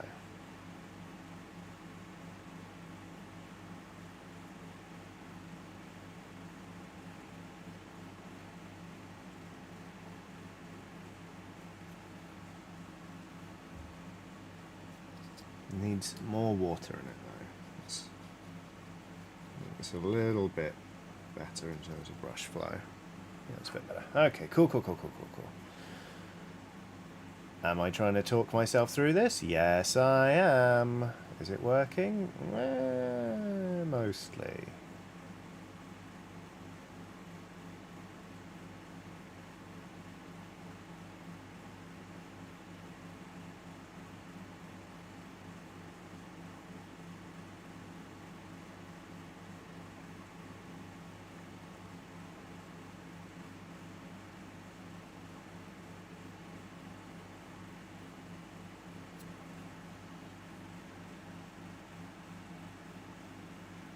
Yeah, I'm enjoying how this is coming together. Okay. Smash cut to like an hour ago, and I was really hating this paint job, but I feel like I can get through this, and that's nice.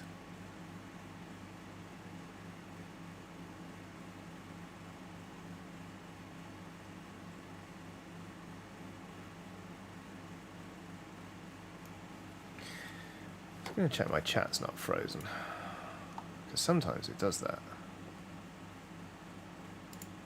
Nope, seems fine. Cool. Has anyone... Jazz says you did a pink undertone, right? The yellow is looking good. Yes, I did. I painted it in Bugman's Glow, which I've then brought back in these kind of shady bits.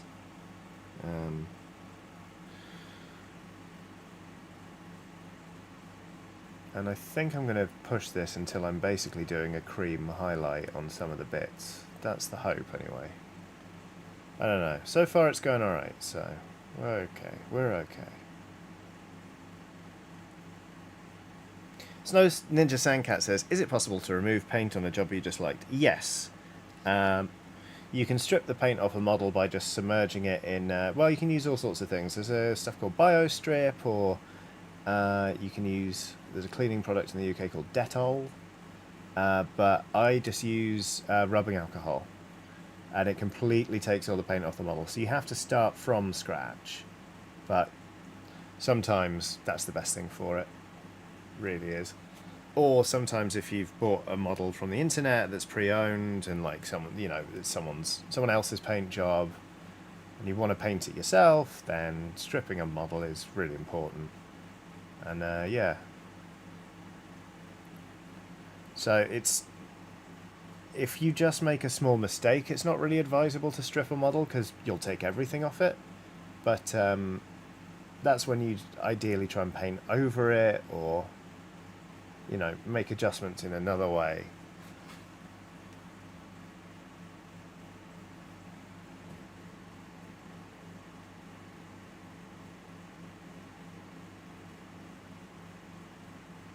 But with this one, oh, I mean, I did get, yeah, I got very tempted to strip it and start again, but I'm glad I've pushed on.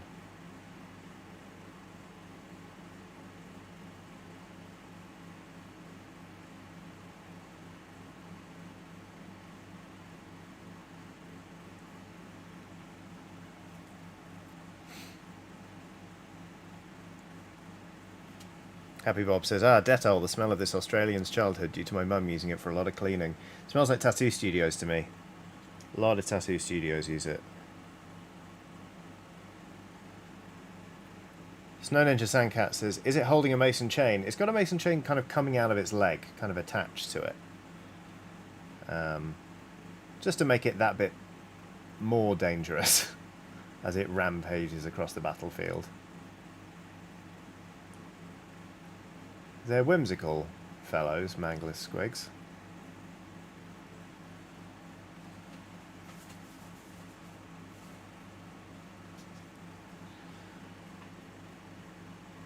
Oops.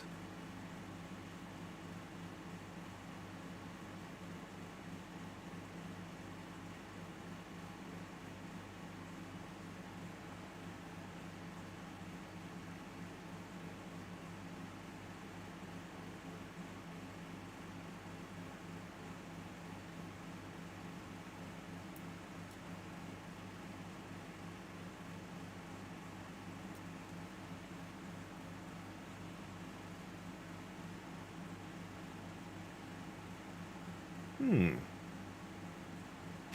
Benton says, quick, someone get me a mace. I feel like a mace would suit you, Emma. I feel like that would be a good melee weapon for you, to be honest. Like a flail kind of thing. I think that would suit you. Josh Warriad has done a super chat saying, have some cash to celebrate the fact that I shall be seeing my long-distance boyfriend in under 3 weeks for the first time in bloody ages. Thank you for making the time in between a bit more bearable. That's great news, Josh. God, 3 weeks is no time at all. I mean, I'm certain you are counting the days. And yeah, I would happily celebrate that with you. That's great news. And thank you for the super chat. That's also very generous. Happy Jack says that tadpole looks sick. God, if this is what tadpoles look like, people would have tried to hunt frogs to extinction, I'm sure. Long distance is tough. I did 2 different long distance relationships, and it was rubbish. But also the sense of jubilation when someone does appear again is just a fucking delight. So yeah, lots of love to you both, Josh.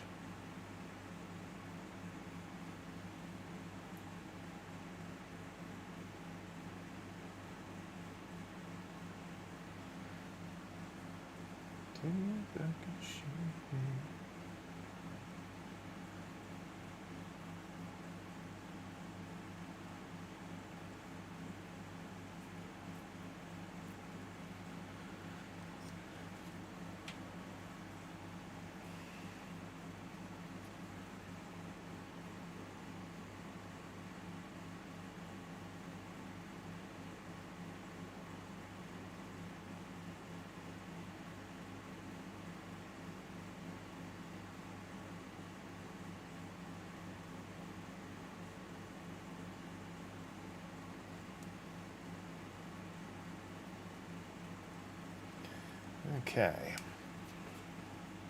Kiki Swicky says, Kixie Wixie. Sorry about that first attempt at your username. Says, I'm also in a semi-long distance situation, and when I get to see my cutie, it's the best. Yeah, it's nice, isn't it? It kind of, doesn't make up for the fact that they're not there more often, but I don't know.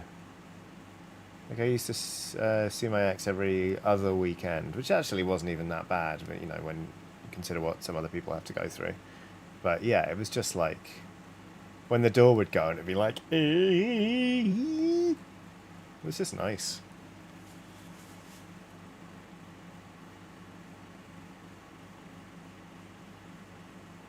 So, hats off to all of you doing long distance.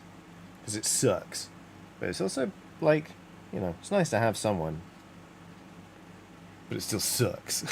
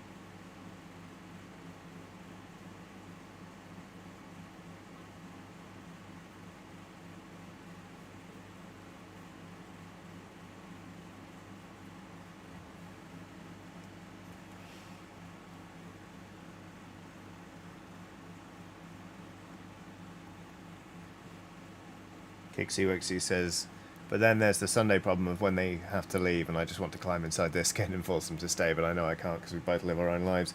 I know the feeling, like, there were so many times when, like, I'd gone to see my ex and, like, I was about to get back on, like, the megabus to go back to London. Like, in retrospect, now I'm like, why didn't I just take more Mondays off? Like, I never took enough holiday in that job. I always had left over at the end of the year. Why didn't I just stay another day, like, every time I went? Like, what was I doing that was so vitally important? But You know, hindsight's 20/20, isn't it? Which was funny, because this relationship was like back in 2012. Ha ha! I got myself there. That was quite fun. Alright. So, this is how the skin's looking right now. The camera's not showing it up brilliantly. I'm going to push this further, I think. But before that, I want to focus on these horn bits. Because I think I might do them black and then do a blue over them. Let's think. Could do like a blue-black into blue situation. Macragga blue. I don't think I've used that yet. Black. Okay.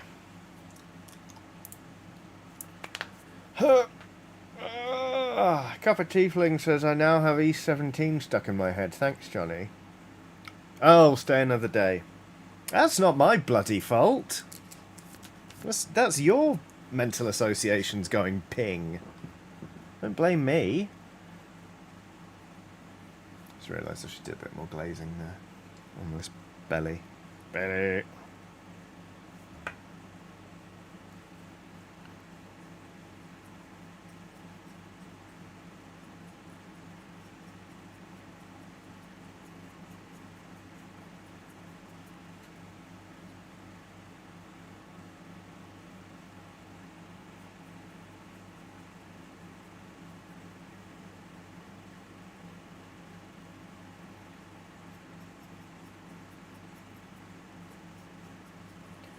Oh, I don't know what I'm doing with this model, but it's quite fun.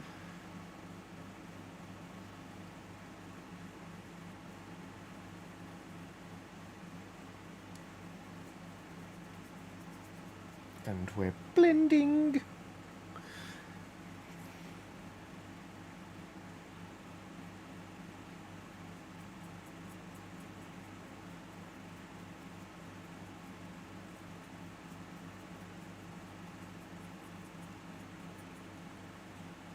Okay.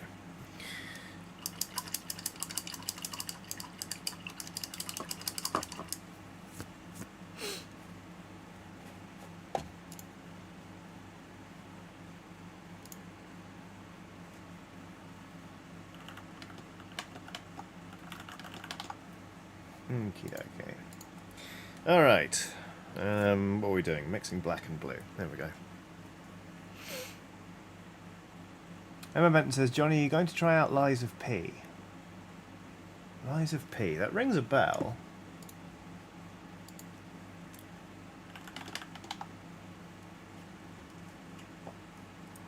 Upcoming Souls-like, eh? Coming out in September, is it? Tells the story of Pinocchio, does it? Ooh. Oh, maybe. Yeah, if people want to see it, I'll do it. Pinocchio Soulsborne. There's a demo out now. I'll have a go on the demo. One big fancy Slipknot's done a lovely super chat. It says, blood for the blood pair, gorgeously detailed shading and highlights for the Rage Lemon. Thank you very much. I'm very much feeling my way through this model, but it's getting there. I think it'll be okay in the end. We'll see.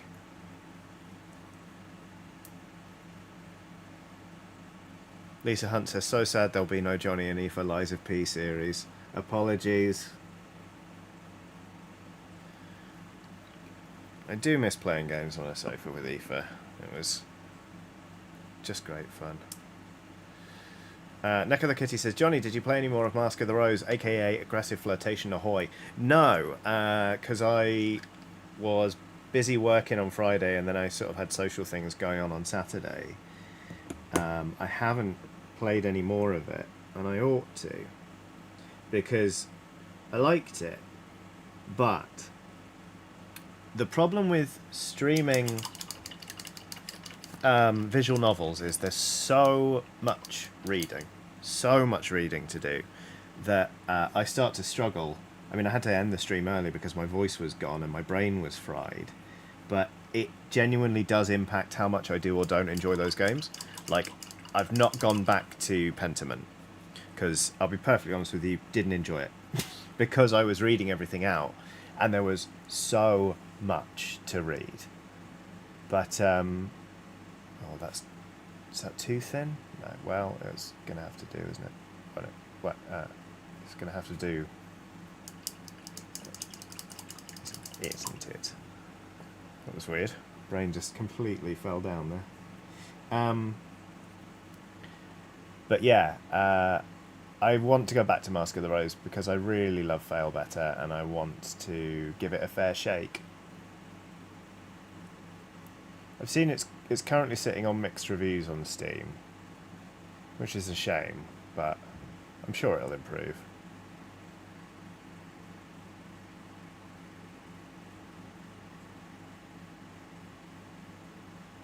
Man, I've got the window open for the exhaust pipe for the aircon unit, and it smells, I think someone's cooking curry on my street and it smells absolutely incredible. It smells phenomenal. It's going to be a challenge not to either go clawing up their window or to avoid ordering a takeaway tonight. But I'm trying to save money at the moment, so... Anyway, that's going on with what's going on with my nose at the moment. How's everyone else's nose?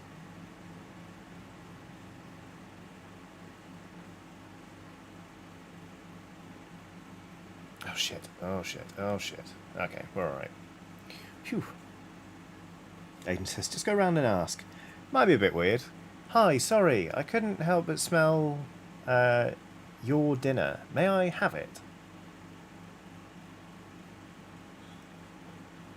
We ordered a curry last week, and I really wanted to get something super spicy, and then I was like, oh, maybe I won't. And then I really wanted something spinachy, so I got like a sag curry, and I should have gone for the super spicy one, because I went for something that promised it was medium hot and just wasn't hot, and I felt regret. Very great regret. Should have trusted my instincts.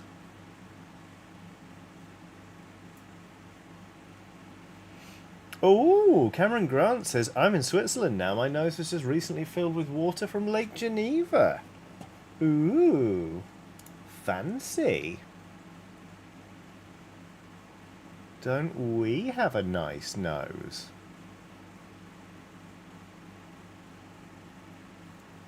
Fuck. Oh, I've got a bit of black on the underside of that spike. That's annoying. I should have really base painted these earlier on in the process, but here we are nonetheless.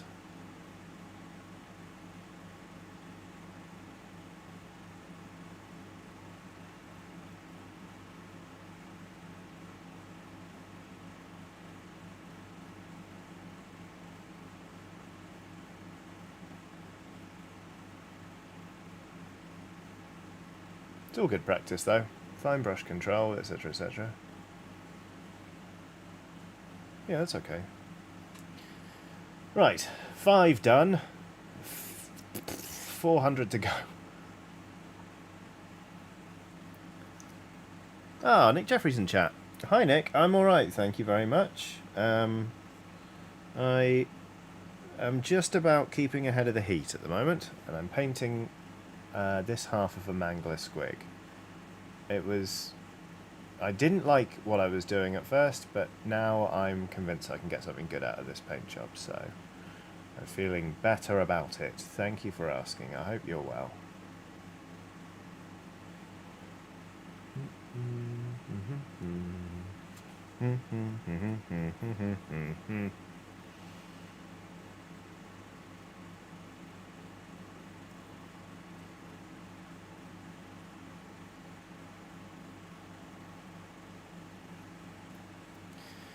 Phew.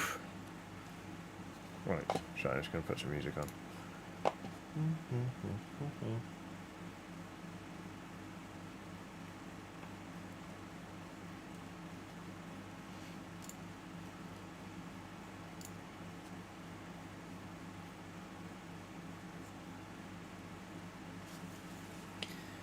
Okay.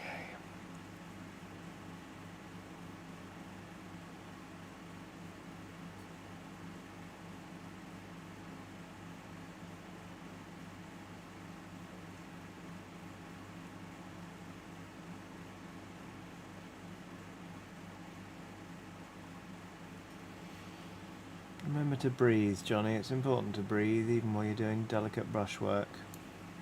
You need oxygen in order to continue existing.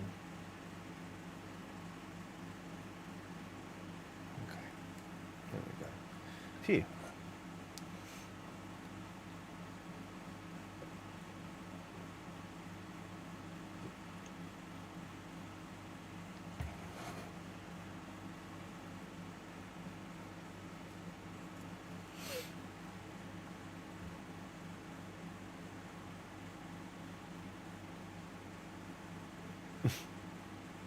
Push. Oxygen, who needs it, I say while breathing, says Emma Benton. Indeed, Emma. Everyone must breathe until their dying breath, just like Regina Spektor said.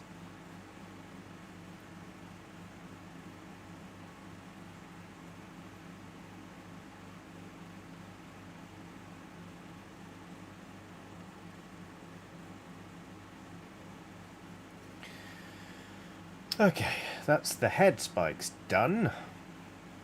Emma says, but don't try to breathe underwater. That is bad for you. It is. It's very bad for you.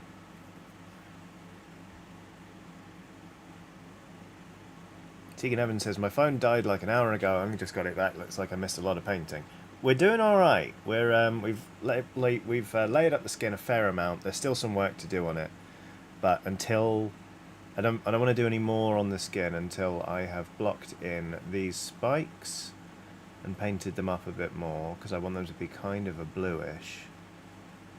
And also I want to do the teeth and the eyes, because there comes a point when you're painting where, you know, like I could focus for hours and hours and hours on the skin, and I'd be finding myself thinking like, oh, it still just doesn't look quite right, and sometimes you need to block in the rest of the model before you can decide, you know, whether you've gone far enough with something, or whether it needs to go a bit further, or whether it looks right, or whether it looks weird. So it's time for the other bits of the model. And considering the colour I'm painting these spikes and the colour of the skin next to them, I really should have done the spikes earlier. But you know what? We're here now, and that's fine.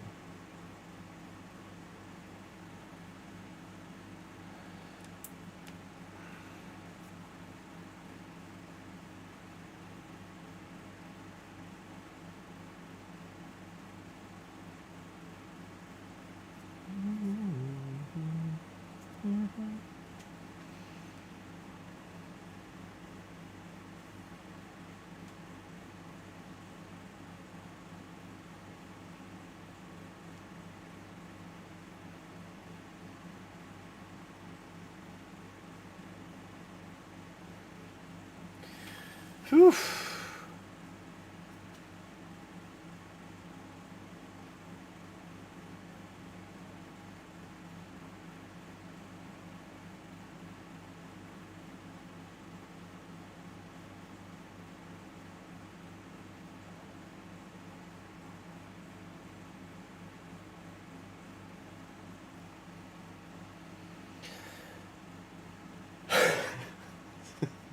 Spikes. I shouldn't moan though, because Brittany McCommon says, painting my entire bedroom myself today, and I just so happen to find this stream to chill out to while I have a snack. Thank you so much for your content, it makes me quite happy. You're having to paint so much more than me, and if I don't like what I've done with this model, I can just put it on a shelf and not look at it. You have to live in what you're painting. So you know what? Hats off to you, Brittany. I really hope it goes well, and I hope you're having a very tasty snack. I hope it's your favourite snack. Thank you for the kind words as well. I'm really glad that you like my stuff. It's a genuine privilege to be able to make stuff for people online.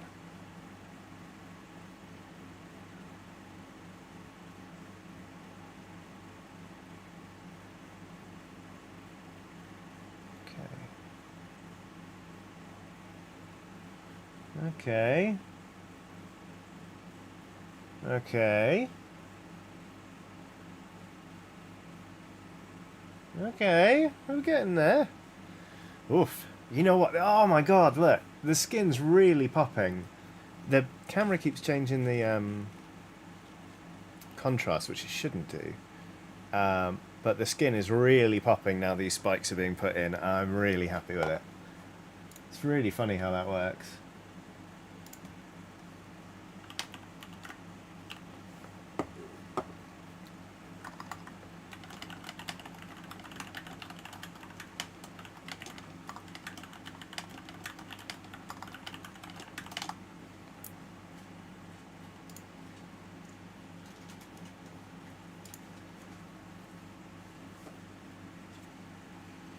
Oh, phew. Thank God it's coming together.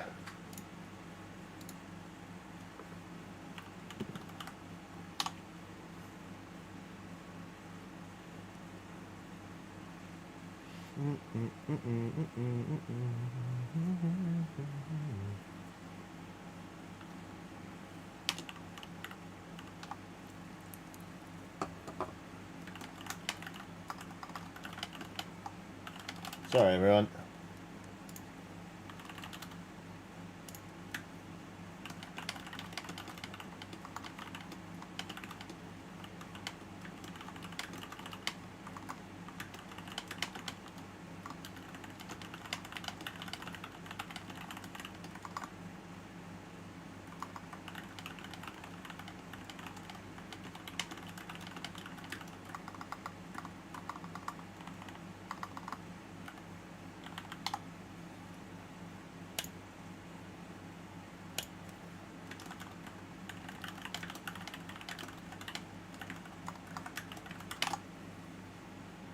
Right.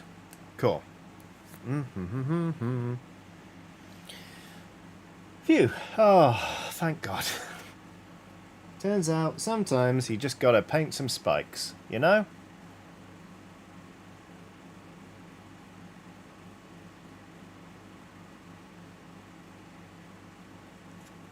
That's what my grandmother always used to say.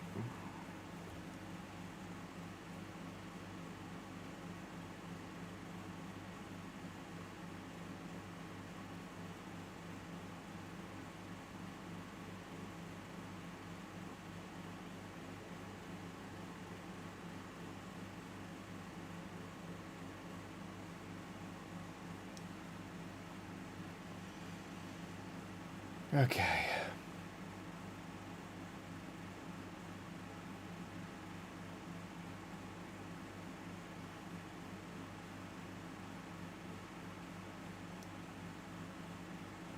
I need to clean my brush.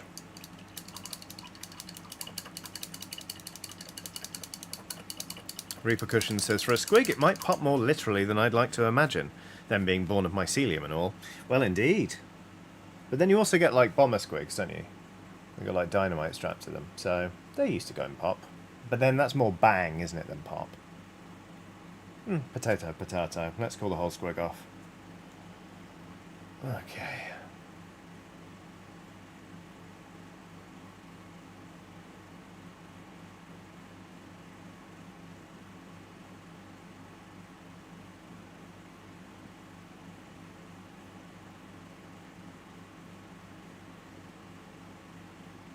I will say that this box of squigs that I bought has made me more excited about Age of Sigmar than anything has in the last 5 years. Because, like, it's a whole army of just squigs. Like, what could be more fun? Like, what you're activating now? Some squigs? Like, brilliant. You know? Like when I play my Skaven army, it's like, what am I activating now? Oh, yeah, another massive unit of clan rats is going to take me 10 minutes to move. And then they're all going to die next turn. Great. But squigs, just delightful little fellas.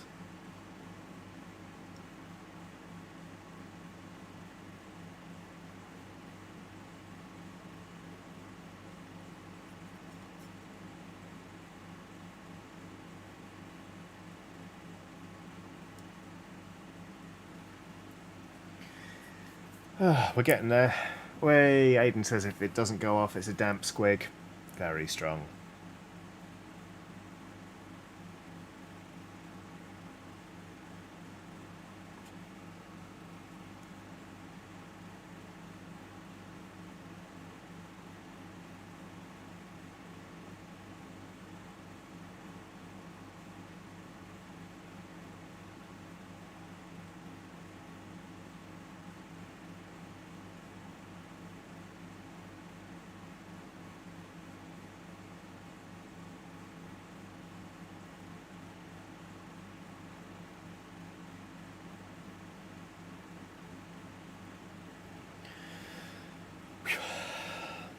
Rob Deville says, yay, it's raining! Hooray! I hope it really helps with the heat and humidity.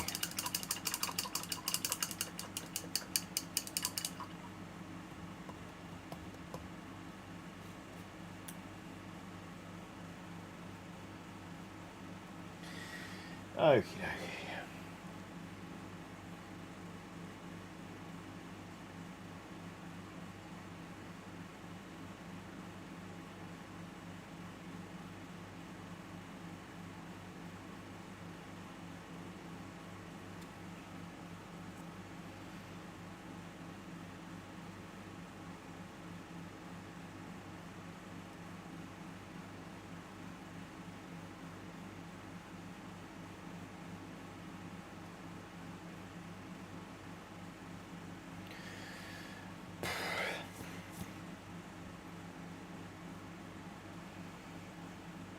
Okay. Okay.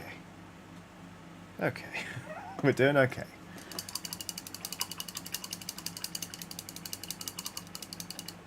Michaela Hawkins says, earlier you said a squig is to a cow as an orc is to a human. Now every time you say mangler squig, my brain goes mangler cow. And a cow that mangles is a bull riding bull. Oh. Wow, that sentence did not end how I expected it to. But hey, there you go. Love is love. Snow Ninja Sandcat says 20 more to go. How many more is this actually? 1, 2, 3, 4, 5, 6, 7, 8, 9, 10, 11, 12, 13, 14, 15, 16, 17, 18, 19, 20, 21, 22, 23, 24, 25, 26, 27, 27. 27 more to go. Oy, oy, oy.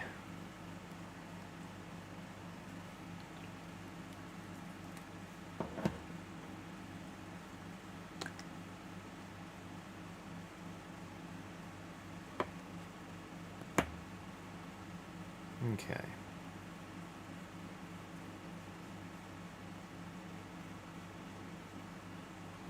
Okay.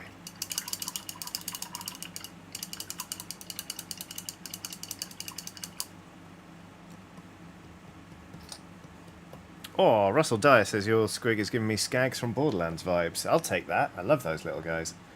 And Tegan Evans says you're getting through them though. Thank you. Yeah, I'm getting there. I'll do it all right. I need to correct my posture a bit, to be honest. How's your posture, everybody? Are you curled up like a little prawn?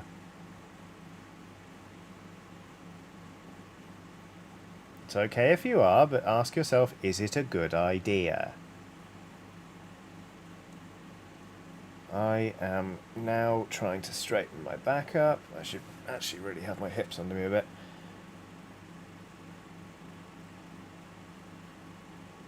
I'm having to pay attention to my posture a lot more recently. Or rather, I'm trying to pay attention to my posture a lot more recently. Since it's kind of come home how torso-y I am and how short my legs are, I've realised I need to think about where my posture, well, where my torso is and like how it's positioned a lot more than some other people. And it turns out I'm not great at it. Uh-oh. Flood it with water. No, too late. Oh no.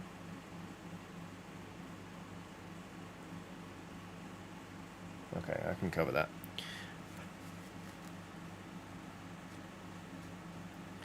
Okay, that could have been worse. Accidentally overpainted a tiny bit. Happy Jack is on a super chat saying, "Have you ever considered painting some Gundams?" It's never crossed my mind. I've never really got into them. I don't really know anything about them apart from I know that they're kits that you can put together, and then it's all about like weathering powders and markers, right? To be honest with you, I only got into Warhammer because some of my friends wanted to try it, and I was like, sure, I'll give it a go, and then I discovered I loved painting. So that's why I've stuck with this. But I've got a friend who got into Gundam recently. So never say never, but it's not high up on my list of priorities right now. What do you like about them, Happy Jack?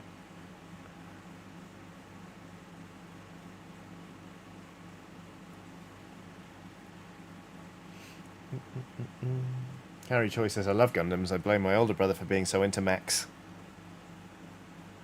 Was it just called Gundam, the anime that was like on when, like around the same time as like the Frieza era Dragon Ball Z, which I watched as a kid, but that even was a rebroadcast. You know, that anime. What was Gundam? What was the full title of Gundam? I watched a bit of it as a kid, but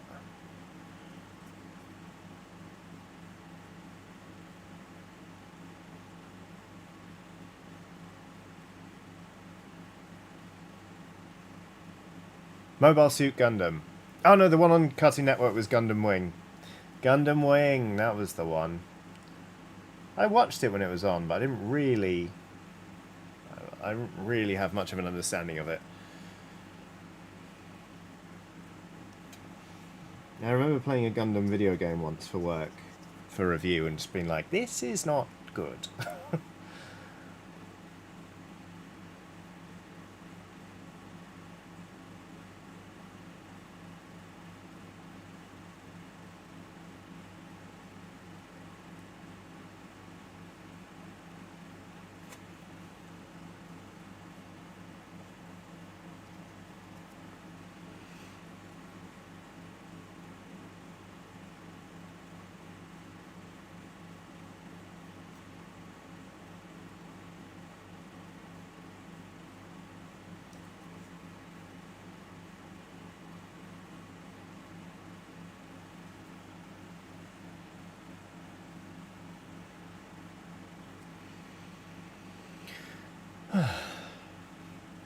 Event says, is it Armoured Core Gundam or are they just mechs? See, I don't know that either. I don't think I ever saw Armoured Core. I watched Dragon Ball when I was a kid, but like that was it as far as anime went.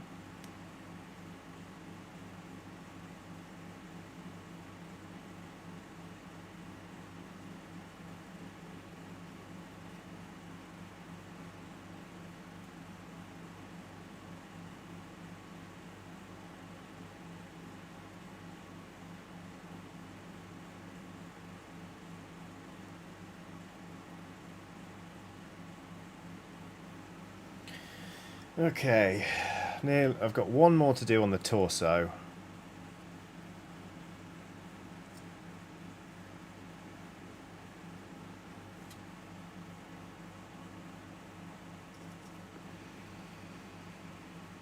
And then we're on to the tail.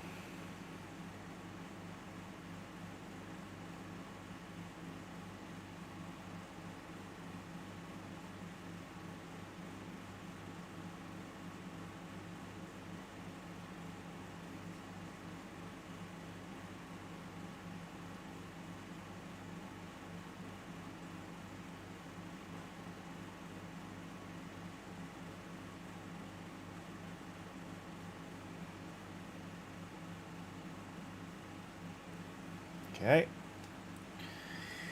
Hoofte.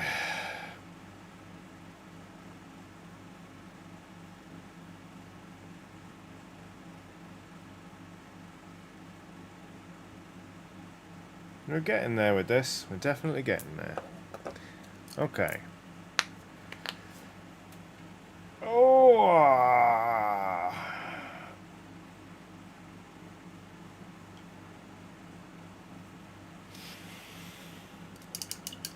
Cameron says, if anyone is Gundam curious, brilliant phrase, but intimidated by all there is, the current series is standalone and a great way to check it out. Good to know. Thank you for the intel.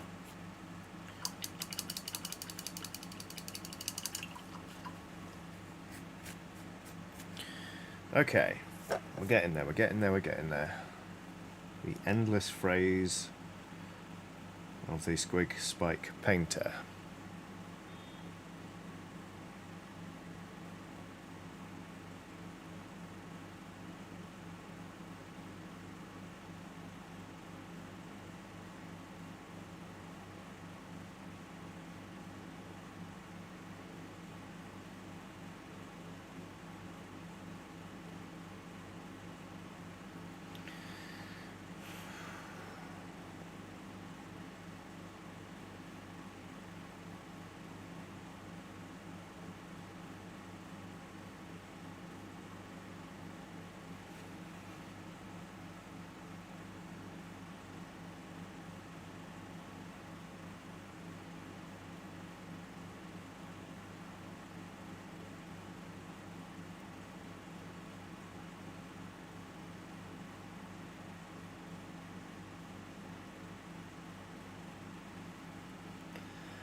Okay.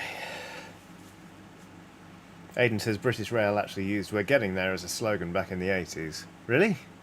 Is that true? Oh, okay, I'm going to do a couple more spikes and then I need to give my eyes a little rest by looking at some things in the middle distance.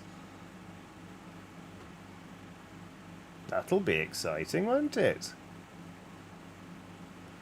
It's a high-octane stream, you've got to admit it. Heart-pounding, it truly is.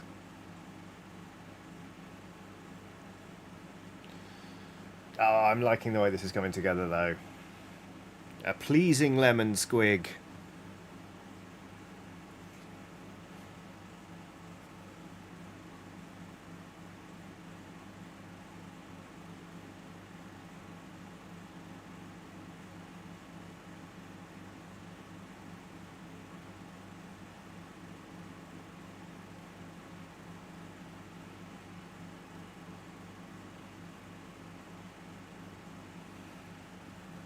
Okay.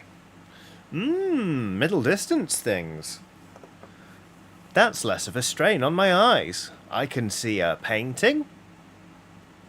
And my light, which I probably shouldn't stare directly at. I can see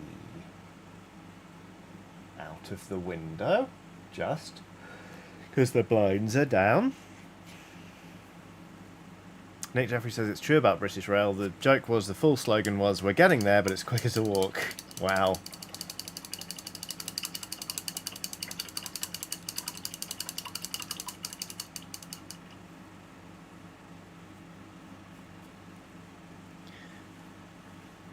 What else can we see? Ooh, bookshelf, eh?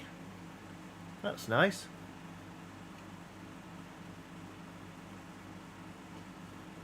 Shouldn't look at this too long, because I can see a lot of Warhammer things I've not painted. And that'll give me an existential crisis.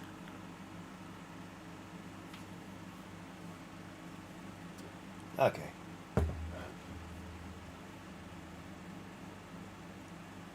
That should do. Right. More spikes. We're getting there.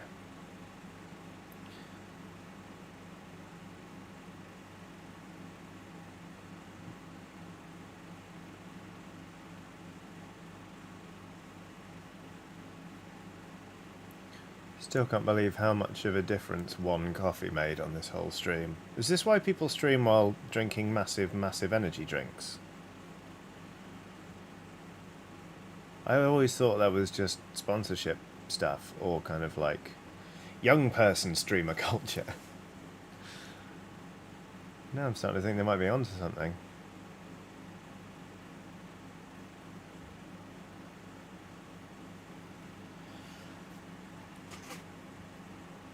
Cyborg Penguin says, are you planning on doing any kind of special stream for Pride? I'm not sure. I haven't really thought about it very much thus far. Partly because I am still struggling with the idea of, like, feeling queer enough for Pride. Like, I'm still, you know, I'm non-binary, but I'm still mask presenting, and I know it's silly, and that, you know, like, if anyone else was saying this, I'd be like, no, don't be silly, you are. But I still, I feel, I don't know yet, basically.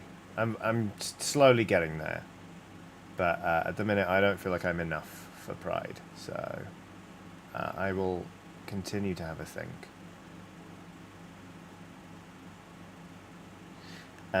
More spikes, I say, when coaching a volleyball team, says Cameron Grant. That is very funny. More bloody spikes.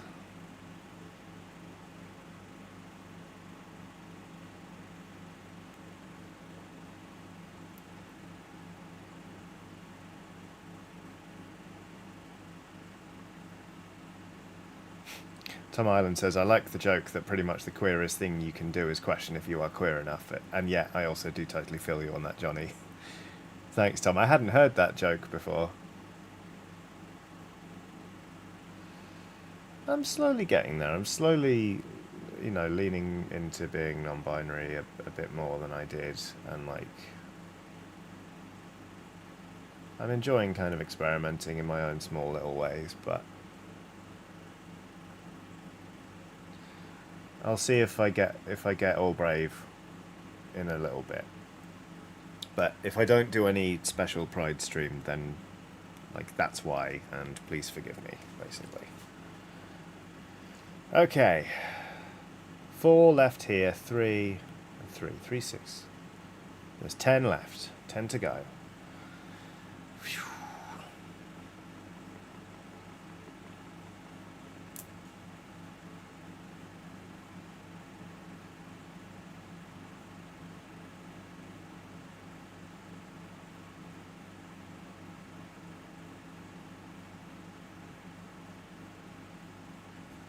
To water down my paint again.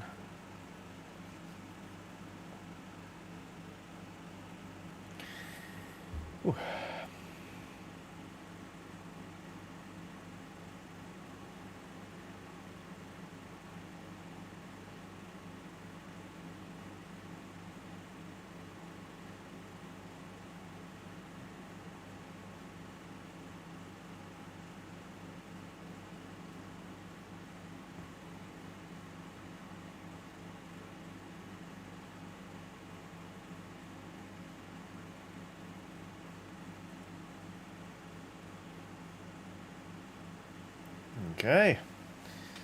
Okay.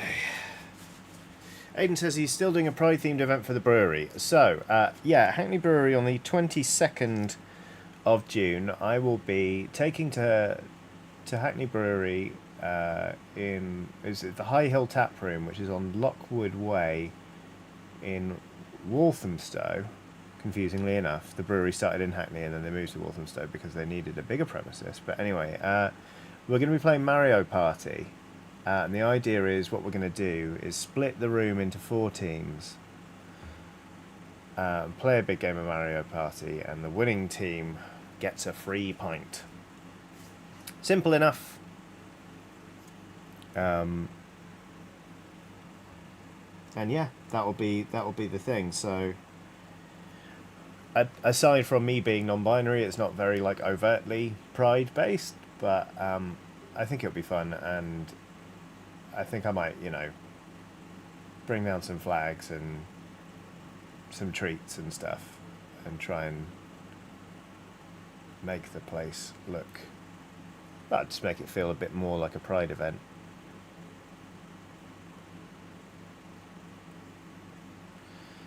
Okay. Okay.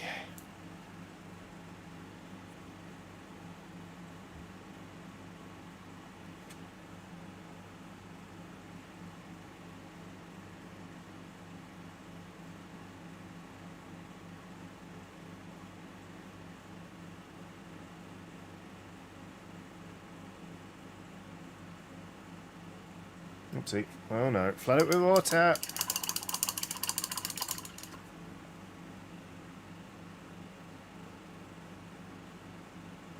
Got it.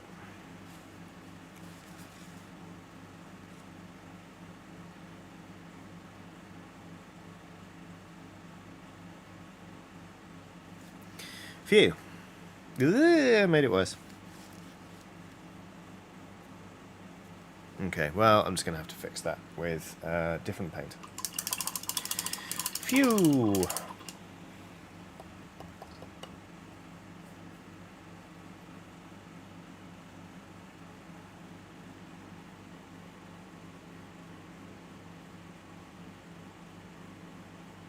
Get in there, get in there, get in there. Nearly there, nearly there, nearly there. Come on, you got this, buddy.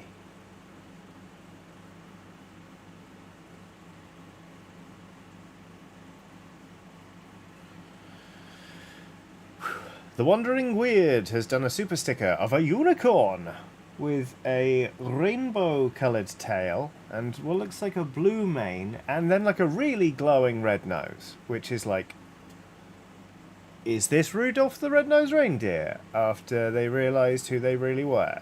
Or is it a coincidence that this very pride-looking unicorn has a red nose? I suppose red noses aren't just the reserve of Rudolph the Red-Nosed Reindeer.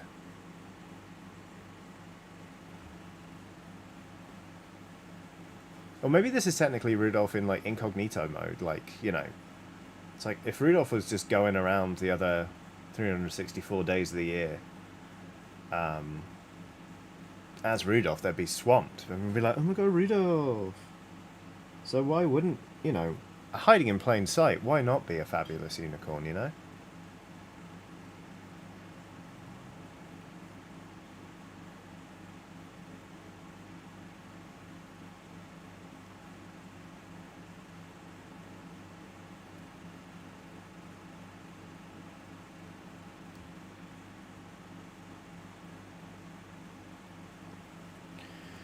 Alright. If you thought this was intense in terms of painting, just wait until you see what I'm planning to do next on the spikes. Because I might hate it, but at least it'll be easy to cover up.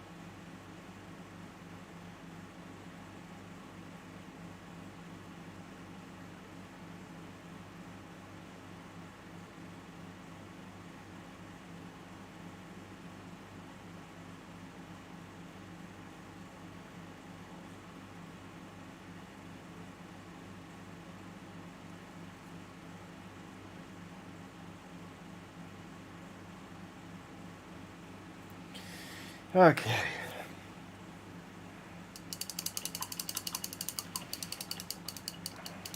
Nasty says, ombre tips? I would say hit YouTube and look for tips on smooth blending, because it's been a long while since I've tried to paint ombre, and to be honest with you, my technique was not good.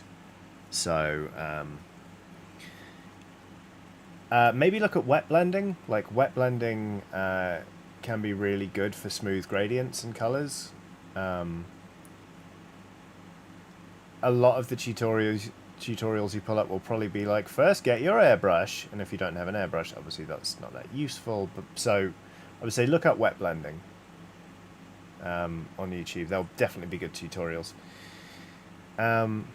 Oh, Cortash has done a super chat saying, hey, I just lost a friend, so I'm not going to give any puns or jokes. I haven't been around because I've been adjusting and trying to live with the emotions. That's really tough, Cortash. I'm very sorry, and I'm sorry for your loss. That is, it's not easy, no matter what, you know, stage of life you're in.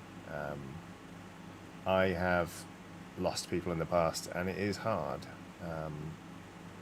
It kind of, yeah, it feels sudden and unfair, even if it's not, you know, unexpected or what have you, but it's real rough. So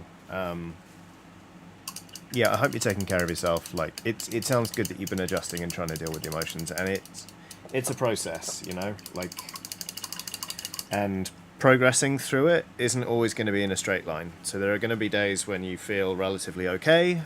There are going to be some days where you feel absolutely awful. There are going to be days where you feel okay and you feel guilty for it, but you shouldn't. Because, yeah, progress is not in a straight line, and it can sneak up on you. But, yeah, just do take care of yourself.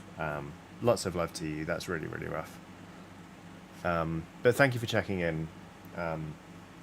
And, yeah, never apologize for not being around or anything like that. Not that you did, good. But, like, it's fine to take yourself off and deal with what's going on, especially when it's something like that. So, yeah, lots and lots of love. Do take care of yourself. Right, I am going to experiment with something. And if it's bad, I'll stop.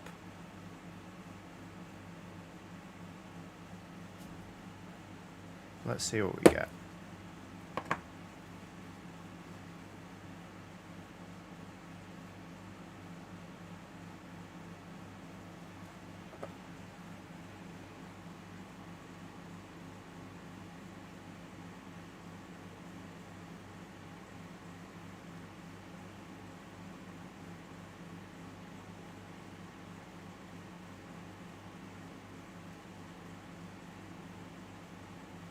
That's not showing up at all.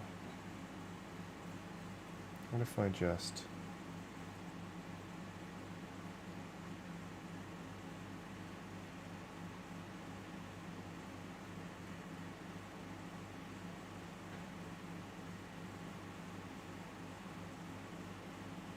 That works.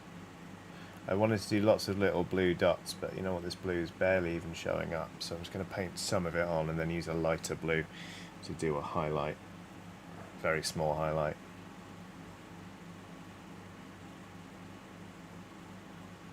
Oh, Cortesh, I'm really sorry. That's awful. Do take care of yourself.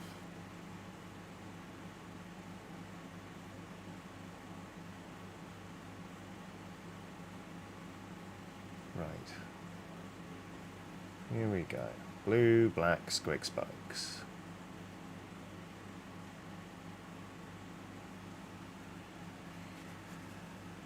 Need to get more Macragge. How do you say this? Macragge? Macragge blue? Need to get more of that on the palette. Okay.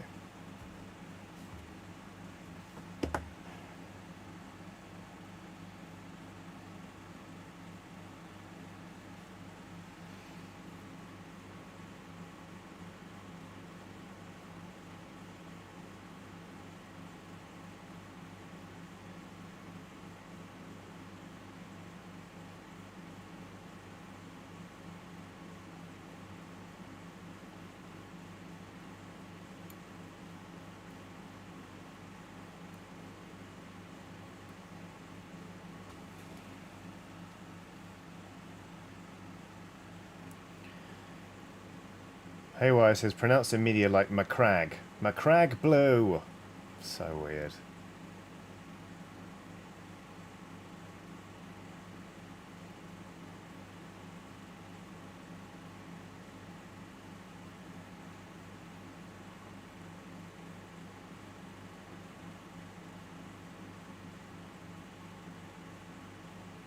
Macragge blue. There's blue all up in Macragge.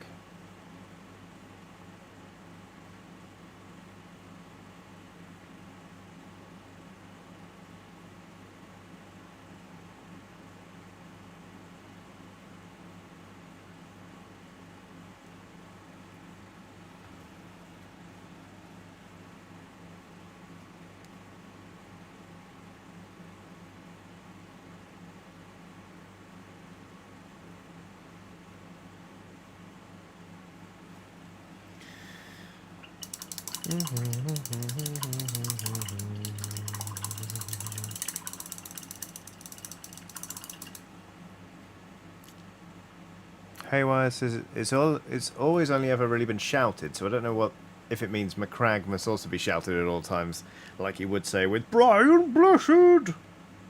Good point. Soma Broofed. Hey Soma, how you doing? Has done a super sticker of the pair. As being when I say the pair rather than just a pair, it's because it's because this pair is unlike any other pair I've seen. This pair's got arms and legs and a face, and it wears shoes and a sports headband. So it's got likes and stuff, and feet, and a face. And right now, it's looking baked. It's looking pretty stoned. It's kind of just hanging there like, cool. And above its head, it says in text, cool. Thanks very much, Summer. I hope you're doing well. Nice to see you. I'm painting spikes on a squig. A lot. I'm pleased with how far this model's come, though, in the 3¼ hours I've been painting it.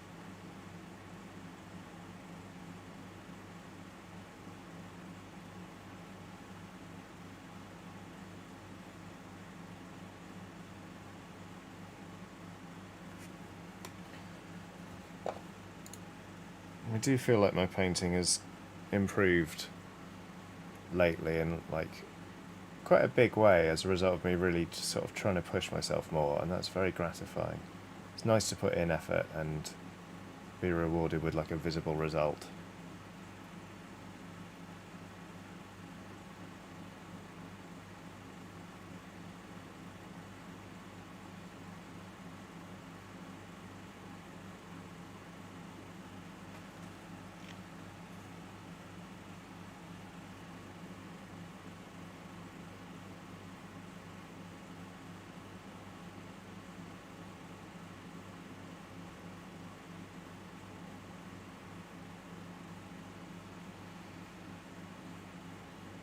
Alright, let's some Macragge blue on all of the spikes as well. Now I want to use one more blue to do a very light highlight just on the tips of the spikes. How could I forget what they're called? I've been painting them for the last 400 years. Okay, so... Oh. Maybe. Maybe actually. Yeah, let's do it. Okay, so we've got two more blues. We've got Thousand Suns blue, which is to Macragge what that is, and then we've got Baharoth blue, which is that. So we'll use a very tiny amount of that. Maybe.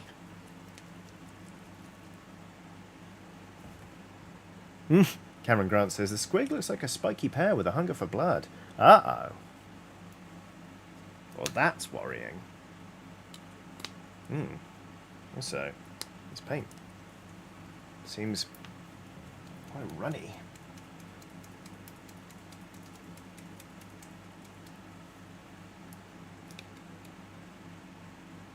Oh dear, that's why.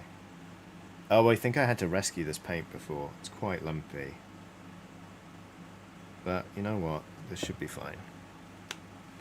This... Bad times at Thousand Suns blue high.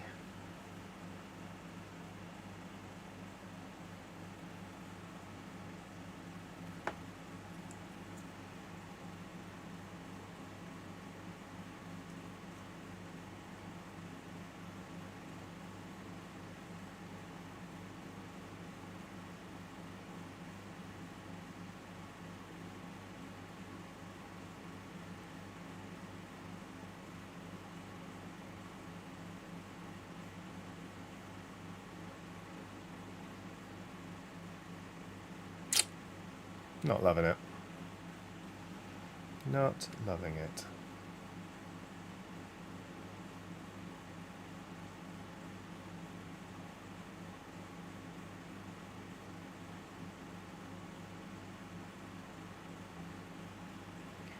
But I think if we do use Baharoth blue, which we should, that'll help. And at least this step's getting quicker because we're only doing small bits. Okay.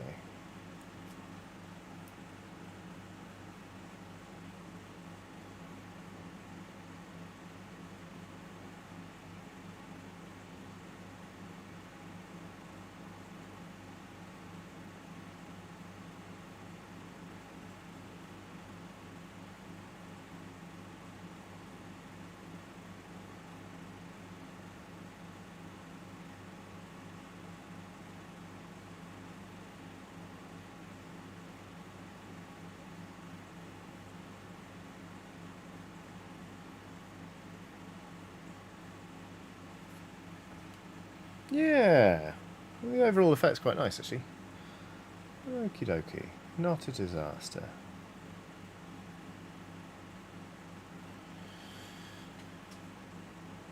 A triumph for perseverance.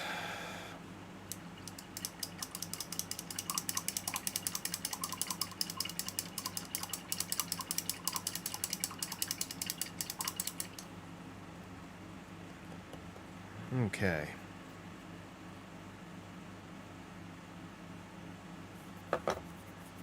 Okay. Maharoth blue. Let's try it.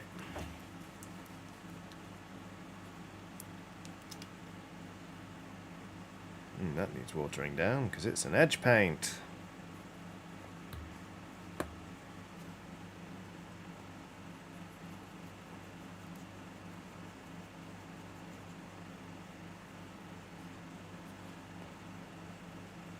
I'm going to clean the brush.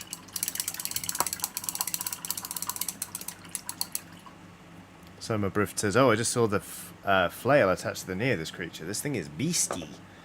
Yeah, that's not even the start of it. Like, so what you actually get with these is you get a squig on the bottom level and you get one up here. And they're kind of like rampaging together. And the way they're held up is by the fact that they're kind of chained together. It's a really cool model. Like, I love mangler squigs, and I've wanted to paint one for the longest time. So it's really nice to be finally doing it. Let's get some water. Hang on. It's good to stay hydrated, it just is. When was the last time you all had some water? Water. This stream brought to you by water. Drink some, it's good. Is it the best slogan I've ever heard? No. Is it a... Will it do? Yes.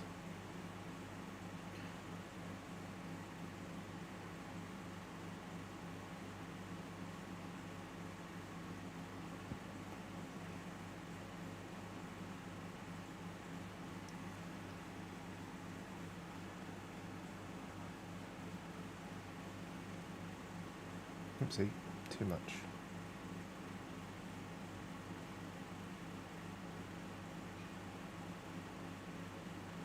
Just putting a little final highlight on each spike.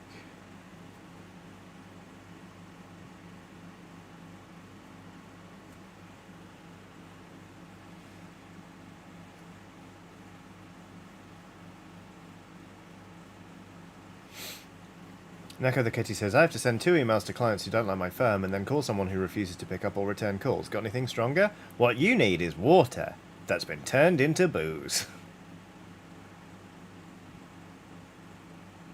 Booze. It's technically water.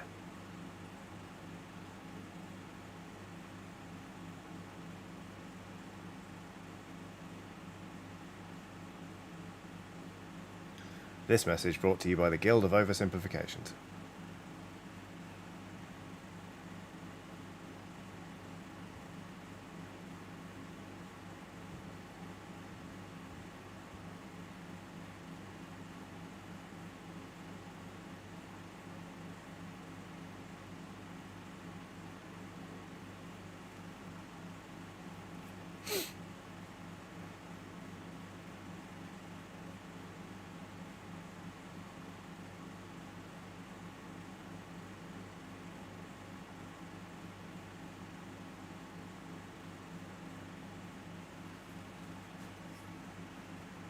Okay, nearly done with these spikes. So says I, which will be nice.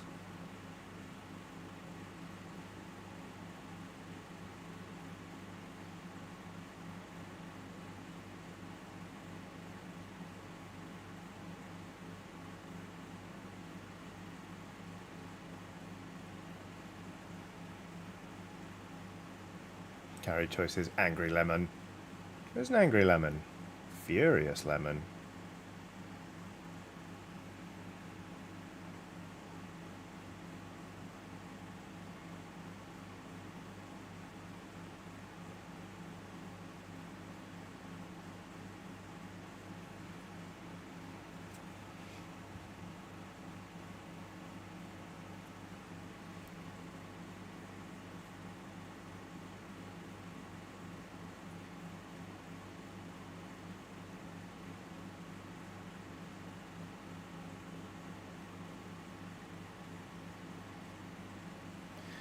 Right, spikes finished. Done. We're done with the spikes. That took so long. But the impact it's had on this model cannot be overstated. I feel like it's really helped tie all this skin together to the extent where I think I can just do a final highlight on the skin and I'll be alright. Which is very exciting if you ask me.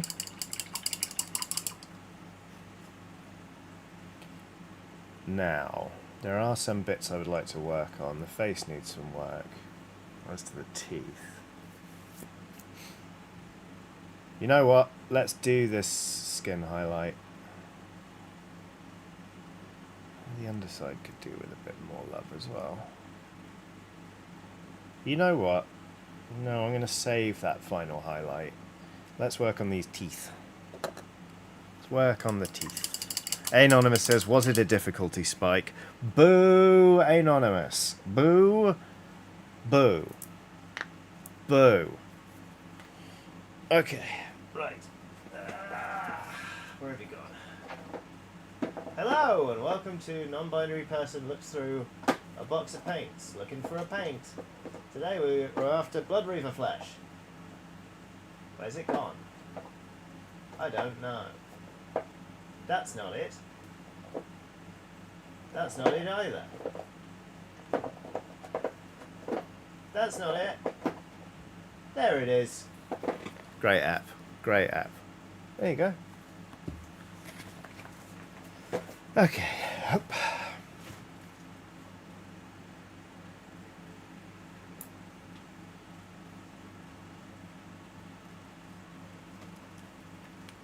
Lillian LePame says, have we already asked for a like spike for the spikes? I'm awful at asking for likes on streams. I really am. So no we haven't, basically.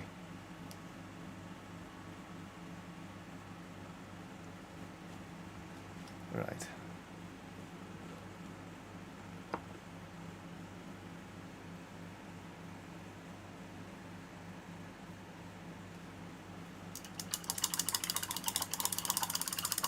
Oh, look, the likes are going up, though. Whoa! Wow! Blimey! Turns out it works. Thanks, everyone. That's nice. Oh, a little puff of serotonin there. That's pleasant. You generous people. Thank you. Thank you for spending your Monday with me as well. It's very kind of you.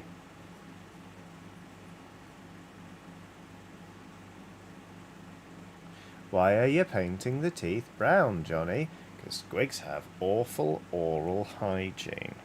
That's why.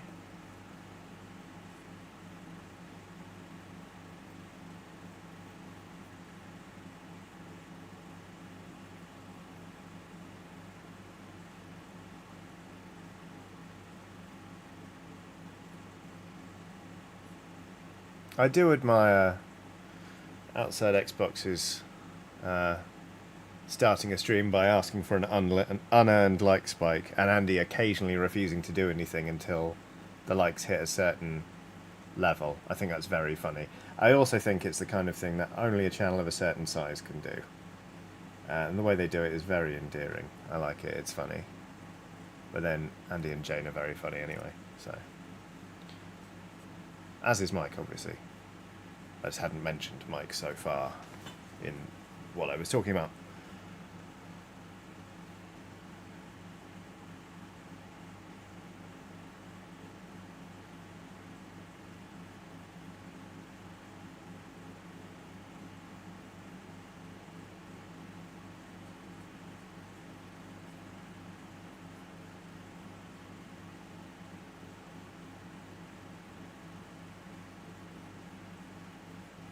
Summerbrush said it's nice and chill, especially with that ahem other thing going on right now, but hey. Oh yeah, of course. Well, it's nice having you all here.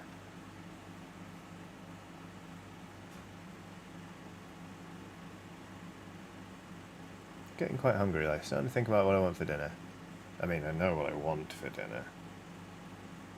And it's whatever curry that person outside was making a while ago.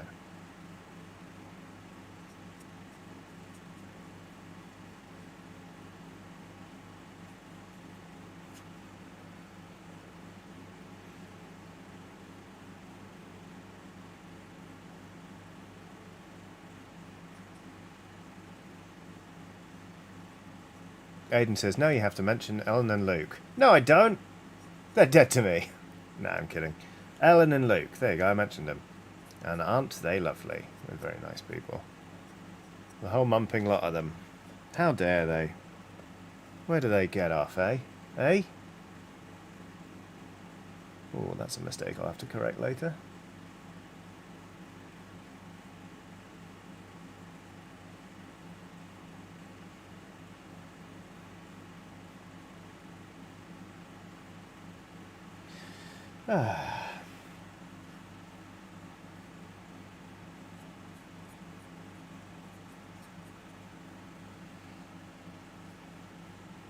He, lemon squig. Just good fun. Cameron Grant says, I'm really enjoying the chillness of this chill painting stream. I've been travelling and staying in hostels for like 2 weeks so far, and watching this is feeling real homey, if that makes sense. Yeah, that makes sense. I get it. Like, not all streams have to be, you know, explosions and screaming and saying, this is wow, this is wild, this is the craziest thing I've ever done on a stream, etc., etc. Sometimes when I'm doing the painting streams, I'm like, oh god, I'm not talking enough, this must be very boring, etc., etc. But you know what? Sometimes people come for just an aggressively chill vibe. And turns out painting Warhammer can be very, very chill. We've had some absolutely off the rails painting streams, though, it has to be said. That time we really got into it, talking about the different butts in Lord of the Rings. That was a lot. I'm not sure about the other ones. I know there have been ones where I've been like, what is going on? And I've been laughing uncontrollably, but for the most part, chill. Which I think is nice. Oh, that's metal. There's a bit of metal on that tooth. Alright, well, we can do that. We can deal with that. That's fine. Here we go. Chomp, chomp, chomp. Oh, it's been eating too much chocolate, look. Nom, nom, nom, nom, nom. Nom, nom, nom, nom. Oh, God. The dragon says Tom Jones. Oh, wow. Yeah, that was a lot. That was a lot, that one. The bee joke often sets you off, says Happy Bob. Oh, it does, doesn't it? To the extent where you'd think it would... It's funny. To the extent you'd think it would stop setting me off, but nope.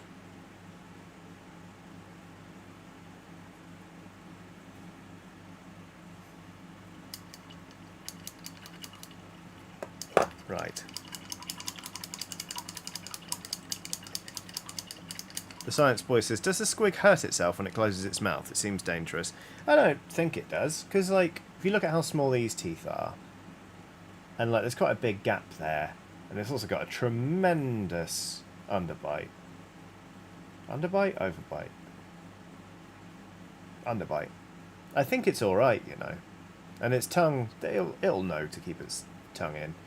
Simon Bruce has done a super chat saying, I head home from uni at the end of the week, then off to America next week visiting Virgin Galactic. Going to be cool. Also, I'm doing well. Thanks, Johnny. Lovely stuff. Thank you so much for the super chat and for the update, Summer.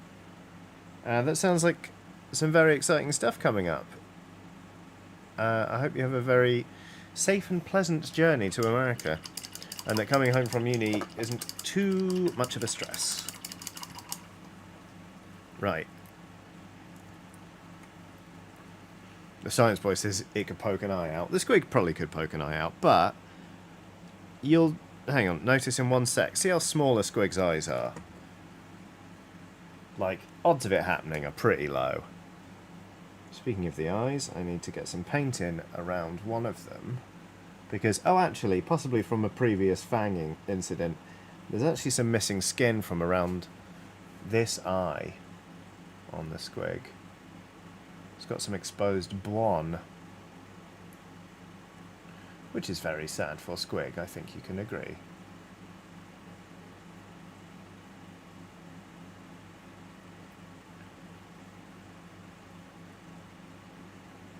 So I'm going to get down some pale sand in here, and then I'll shade it a bit very carefully to make it look more like bone, and then I'll highlight it and all that good stuff. In the meantime, oops.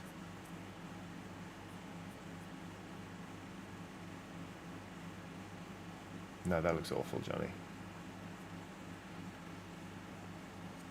Go for a mid-tone first.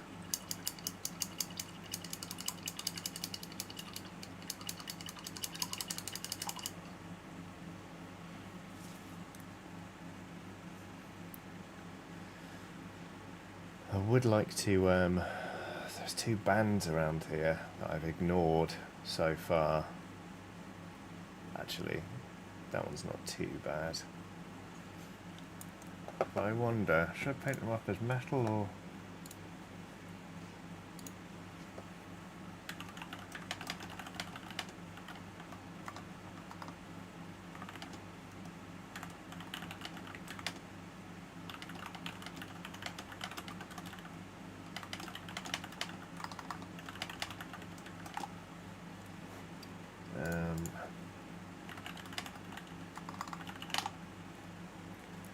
Mangler squig images. Emma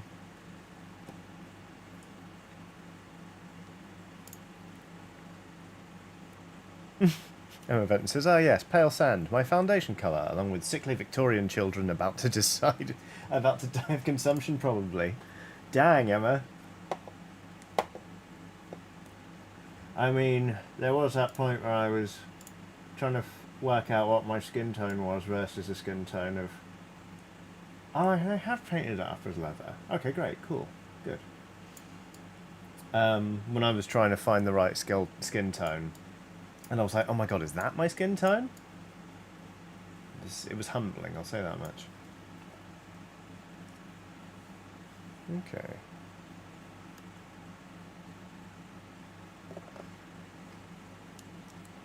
Okay.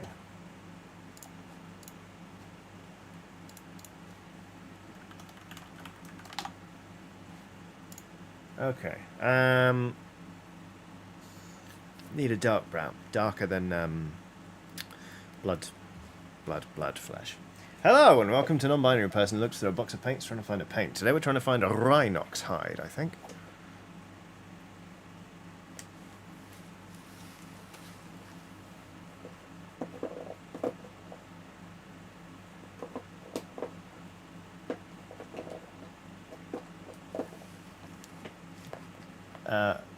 Hunter812 says, my mum, Kathy and brother Aaron were in a pretty bad car accident 2 days ago. They somehow and thankfully came out of it with minimal injury, a cracked bone. Could they get some good vibes? Yeah, I mean, that sounds horrific. And even if the injuries were only very minor, that's still got to have shaken everyone up pretty badly. So, yeah, lots of love to Kathy and Aaron and to yourself, obviously. I hope you're all doing okay. And I hope the recovery is smooth and swift, and I'm very, very glad it wasn't worse. So yeah, lots of love to you all. Right, so I'm going to pop down some of this rhinox hide, which is a nice, really rich dark brown. And I find it to be a very good base for painting leather.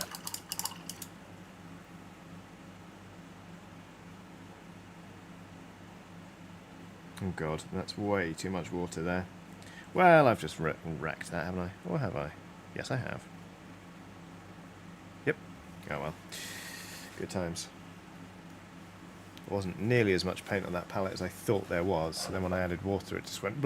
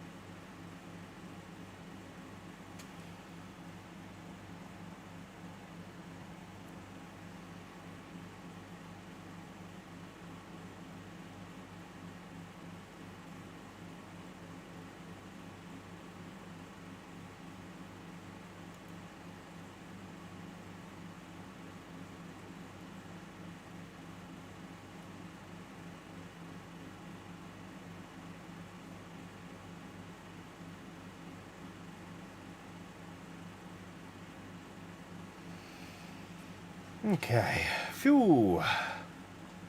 It's not going so badly, this.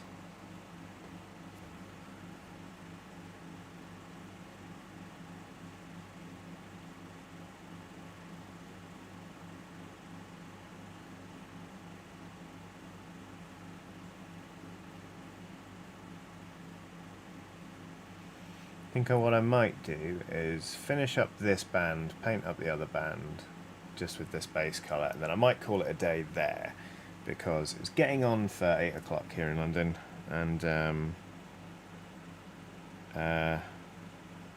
quite hungry. And also, it's good to know when to sort of quit while you're ahead with painting sometimes. Like, it's nice to come back to a model with fresh eyes. But also, one thing I'm terribly guilty of is when I'm starting to lag a little bit, or flag a little bit, either or.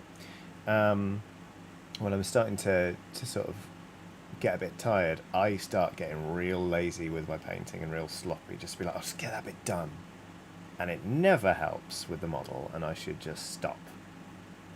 So, before I reach that point, I'm going to make sure I do these last two bits very competently, like that. That's a pretty good coverage, and that'll layer up nicely into leather. And then there's some leather down here, and some leather up here, and then the rest of it's metal, which I'm going to leave for another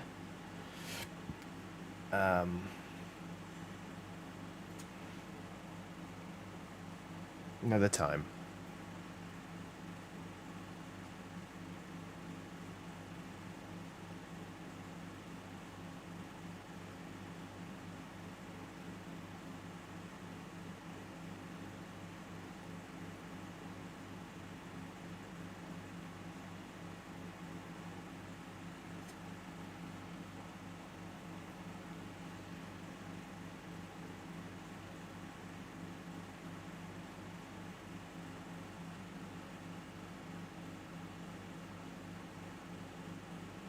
Okay, it's that bit. I forget who said it looked like the belly of a turtle earlier, but this really does. It's quite funny. I think I need to glaze some more on there to make it less patchy, but I'm actually quite pleased with the Bugman's Glow going in there. Looks fun.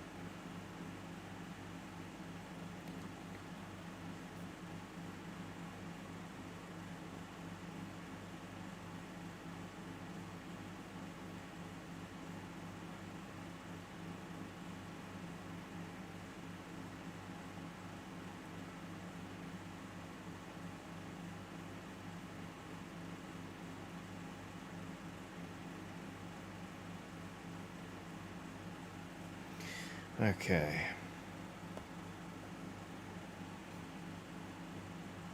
Joe Lawson says, lemon turtle squig.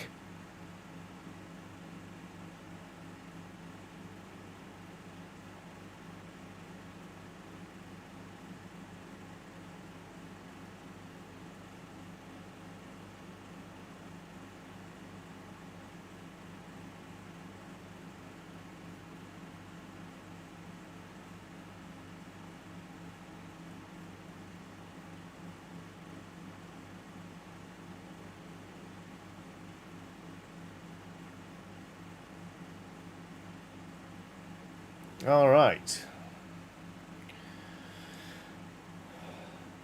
There those 2 bits go.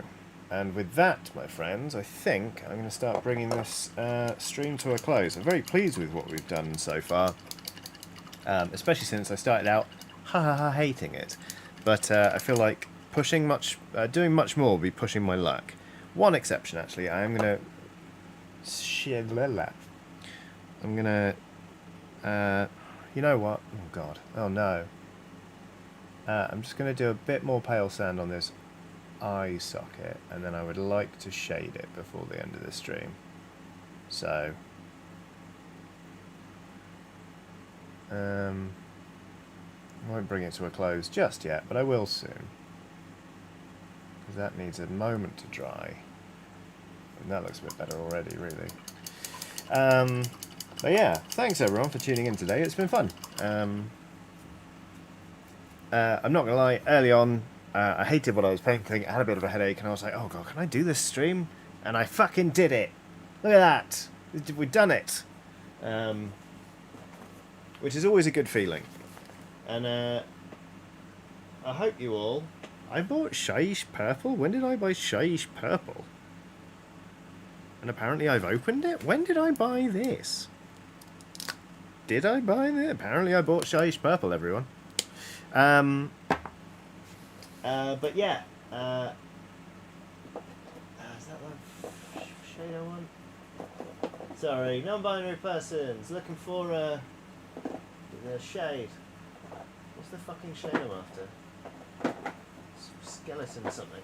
Skeleton? No, skeleton halter. Agrax. We'll do Agrax. Fuck it. Do old Agrax. It's been a fun stream is what I'm trying to get at. Thank you for sticking with me, and I'm very glad that I rallied, because I've really enjoyed what I've painted, and it's felt nice to get through the whole stream, etc, etc. So yeah, lots of love everyone. Have a lovely rest of your day. I've got a Patreon, if you didn't already know. It's patreon.com/Johnny Chiodini. Emma Benson has already put a link in chat, but there is also one in the description of this stream. And it's where you can support me directly and get early access to episodes of Press Any Chiodini. And also a Patreon exclusive newsletter, which I will be writing tomorrow. It goes out every week, and this is quite a nice little way of checking in with everyone. Anyway, thank you so much, everyone. It's been lovely. Have a lovely rest of your day. Loads more stuff for you to watch on the channel if you like, but you know what? Just yeah, have a nice evening, or however much is left of your day, and I'll see you soon. Bye.